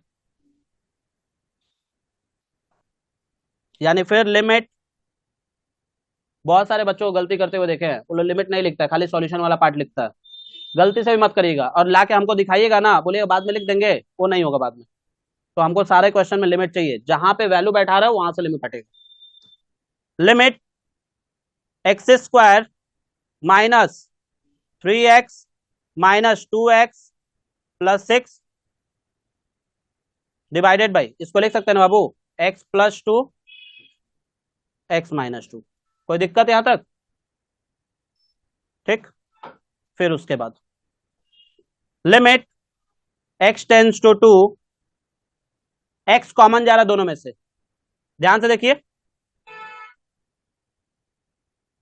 इन दोनों में से x कॉमन जा रहा है, x कॉमन लिए तो क्या बचा, x - 3 बचा, और इन दोनों में से देखिए 2 कॉमन जा रहा है, वो भी -2, तो -2 कॉमन लिए तो क्या हो गया x, और माइनस प्लस क्या होता है, -3 डिवाइडेड बाई x + 2 और x - 2। कोई दिक्कत यहां तक? हो गया ना यहां तक? अब ध्यान से देखिए, ये दोनों कॉमन हो गया ना, कुछ लोग ना इंतजार करता रहता है 1.5 घंटा कब खत्म। ठीक, मेरा एक और बात बोल देना भाई, ये लोग को मेरा क्लास में टाइम देके मत पढ़ना तुम लोग, क्योंकि जब तक खत्म नहीं होगा हम तब तक पढ़ाएंगे, ठीक है।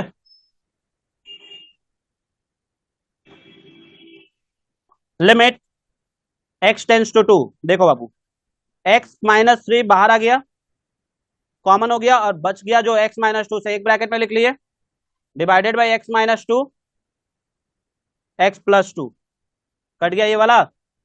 अब जैसे ही ये वाला कटा बाबू, वैल्यू बैठा दो, 2 - 3 divided by 2 + 2 that is equal to -1 ऊपर में बचा, और नीचे में यही आंसर है इसका, ठीक है। समझ गए बात को ना, यही नेगेटिव में आ करना हम लोग सकता को है लिमिट आंसर? में। हाँ सॉरी, सर नेगेटिव में आंसर आ सकता है? क्यों नहीं आ सकता, नेगेटिव में आंसर क्यों नहीं आ सकता? हाँ, सर एक बार कॉमन लिए वो दिखाएंगे एक बार। क्या चीज बाबू? कॉमन।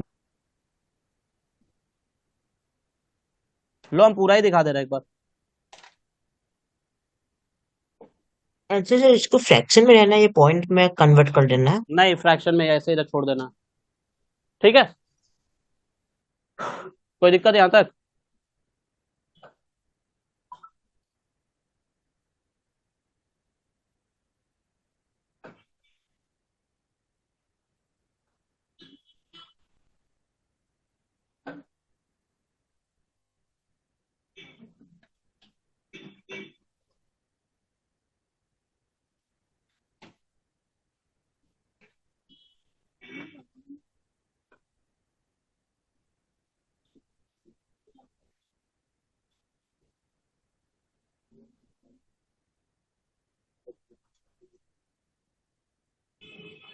ये वाला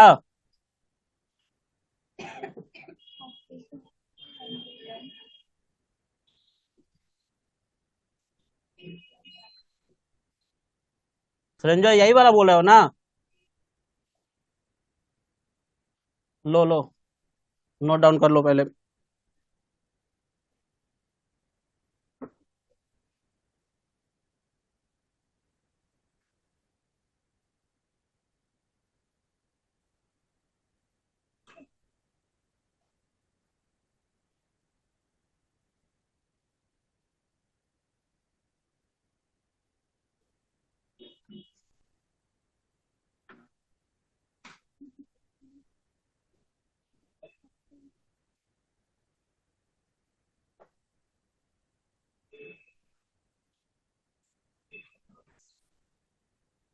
कितना क्वेश्चन बिजनेस हो जाएगा? हम्म कितना?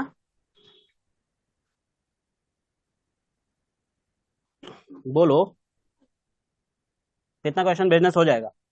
मतलब करके आ जाओगे तुम लोग? 5? ठीक है, चल 5 के आगे एक जीरो लगा के भेज देते हैं, 50।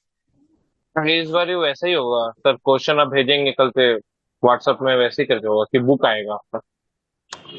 बुक तो आएगा ही, पर तुम तो जानता है कि हम बुक से पढ़ाते कितना है। हाँ वही। ठीक है, ये बात तो सभी जानता है कि हमको हमको नहीं पसंद है, तो ठीक है, हम ज्यादा नंबर ऑफ क्वेश्चंस चाहिए मेरे को। तो इसको भी देख मैच लो, करा क्वेश्चन ग्रुप में दीजिएगा अपडेट कर दिए। एग्जाम में क्वेश्चन।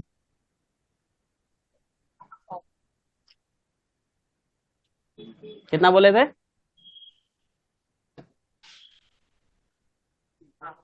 तो इसको भी मैच करा दीजिएगा एग्जाम में हाँ, ये होमवर्क क्वेश्चंस। है।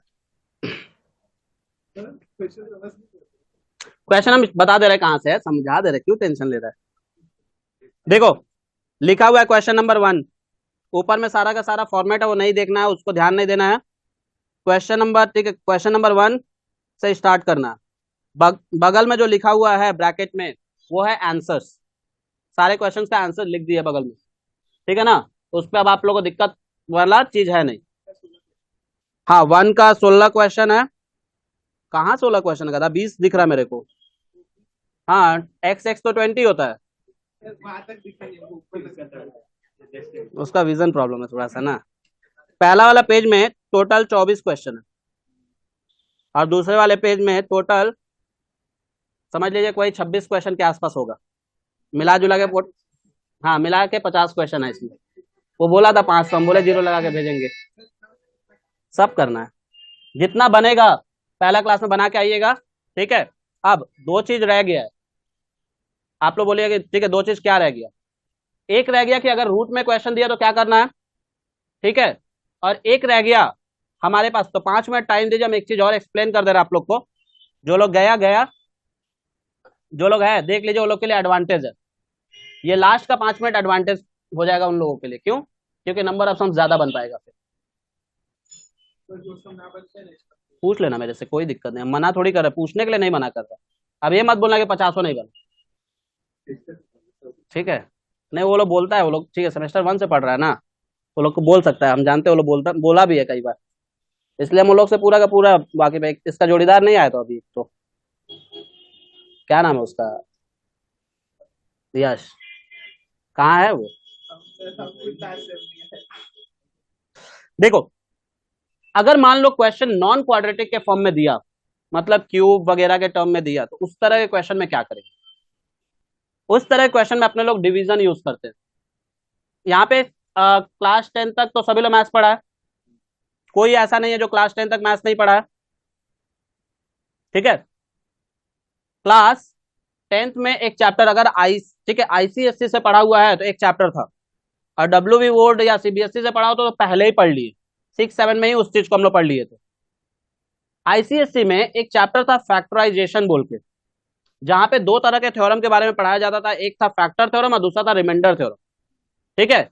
रिमाइंडर थ्योरम में तो वैल्यू बैठा के आंसर निकाल लेते थे, पर फैक्टर थ्योरम में ऐसे डिवाइड करना पड़ता था, x-2 से डिवाइड करना x² - 5x + 6 को, ठीक? तो जिस क्वेश्चन में क्वाड्रेटिक नहीं होगा उसमें आपका x टेंस टू जो दिया रहेगा ना, मान लीजिए x टेंस टू 2 दिया है, तो x-2 = 0 कर लीजिएगा, क्योंकि x = 2 है ना, ये तो x = 2 है, यानी 2 को इधर लाके x-2 = 0, x-2 से डिवाइड कर दीजिएगा। अब ये डिवाइड करते कैसे हैं? देखो, मान लो अगर हमको डिवाइड करना है 75 को 3 से, ठीक? तो हम लोग कैसे सोचते हैं? सबसे पहले वाले नंबर के अकॉर्डिंग सोचते हैं कि 3 को ऐसे नंबर से मल्टीप्लाई करें कि जिससे 7 और 7 से कम है। यही करते हैं हमेशा, बचपन में यही सिखाया गया, यानी कि 2 से मल्टीप्लाई करें 2 3 जा, माइनस करते हैं, रिमाइंडर बचता है 1, फिर 5 को उतार देते हैं। अब 3 का टेबल हम लोग कितना बार पढ़ेंगे कि 15 आएगा? 5 टाइम, ठीक? बोले ना, हमको कोई दिक्कत नहीं है छोटा छोटा चीज भी बताने में। ये करते हैं एग्जैक्टली सेम, यहां पे डिवीजन है। सबसे पहला चीज क्या है? x², मतलब कि इस टर्म को किससे मल्टीप्लाई करेंगे कि एक्स स्क्वायर आएगा। गुड, वेरी गुड, एकदम सही बोला, एक्स से। तो भैया यहाँ पे तो माइनस में भी दिया, तो क्या दिक्कत है भाई, मल्टीप्लाई करो ना। एक्स इंटू एक्स करेंगे तो कितना आ जाएगा, एक्स स्क्वायर को इसके नीचे लिखना है, और माइनस है ना, माइनस एक्स इंटू टू करेंगे कितना आ जाएगा, 2x। साइन चेंज होता है ना, प्लस है तो माइनस और माइनस है तो प्लस, ये कट गया। 5 में से 2x निकलेगा, माइनस में 3x बचेगा और प्लस में 6। जो साइन यहाँ पे है वही साइन उठा के यहाँ पे बैठा देना। -3 बैठाएंगे तो आ जाएगा, -3 इंटू एक्स करेंगे तो आएगा -3x, और माइनस माइनस प्लस, समझ गया ना, ये हो जाएगा प्लस और ये हो जाएगा, कट गया, समझ गया। तो सर ये 3x यही आया था प्लस ना। 6 कैसे आया, हाँ -3x प्लस 6 कैसे लाए। देखो, -3 इंटू एक्स करोगे कितना आएगा, ओ हाँ ठीक है। -3x-2 करना है, तो -3 इंटू एक्स करो, -3x आएगा और माइनस माइनस प्लस, समझे। तो जो क्वेश्चन में क्यूब 4 पावर में दिया हुआ रहेगा एक्स का, उसमें डिवीजन लगे, उसमें क्या लगेगा, डिवीजन। सारे क्वेश्चन में डिवीजन से बनाना, ठीक। तो उम्मीद रखते हैं कि 20-25 क्वेश्चन बन के आए। क्योंकि एक टॉपिक बचा हुआ रह गया ना, रूट वाला, नेक्स्ट डे खत्म कर देंगे इसको। ऐसे लिमिट 3 पार्ट में डिवाइडेड है, ये पार्ट 1 है, पार्ट 1 पे 50 है, पार्ट 2 और पार्ट 3 बाकी है। अब मेरा गलती है, एक बात बता, इतना सारा लंबा लंबा चैप्टर दिया, होपफुली सबको समझ में आया होगा। यस एक बार रुक sir. जाएगा, लिख ले। हाँ सॉरी, तो एक बार रुक जाए, लिख लेगा। हाँ लिख लीजिए आराम से।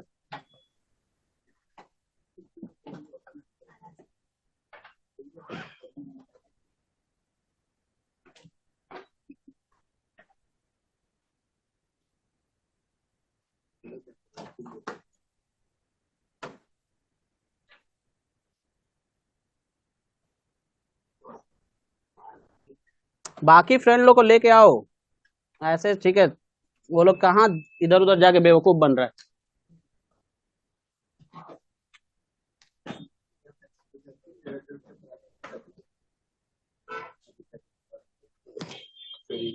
एटलीस्ट कम से कम मैथ्स के लिए तो सारा कलकत्ता का बच्चा पढ़े, क्योंकि सब तो एग्जाम टाइम पे बस वही खाली एग्जाम में आने वाला क्वेश्चन ही करके जाता है एग्जाम में, सीखता तो कुछ नहीं है। क्योंकि हम जितना भी रिव्यू उठाए हैं, सिर्फ लास्ट टाइम पढ़ के वही क्वेश्चन करके गए जो टीचर करा दिए, वही आएगा, ये वो ऐसा वैसा। पर थोड़ा सीखने के पॉइंट ऑफ व्यू से पढ़ लो, क्योंकि आगे तुम लोग के भी बाल बच्चे होंगे, उसको भी पढ़ाना पड़ेगा। अब हम लोग जिंदगी भर थोड़ी रहेंगे पढ़ाने के लिए। चलिए, हम तो, मेरा तो यही शादी नहीं सेमेस्टर लास्ट करेगा। हो गया था। अरे यार ऐसा कोई बात नहीं है, जरूरी थोड़ी है कि टीचर का बेटा टीचर ही बने, डॉक्टर का बेटा डॉक्टर ही बने, ऐसा कोई बात नहीं। एकदम सही बोला, जो मन में आए वो कर, 3 इडियट वाला डायलॉग ना। चलिए मिलते हैं next day. Yes, sir. Bye Thank you, sir, sir. Thank you sir. Bye बाबू, bye bye bye bye sir. Bye.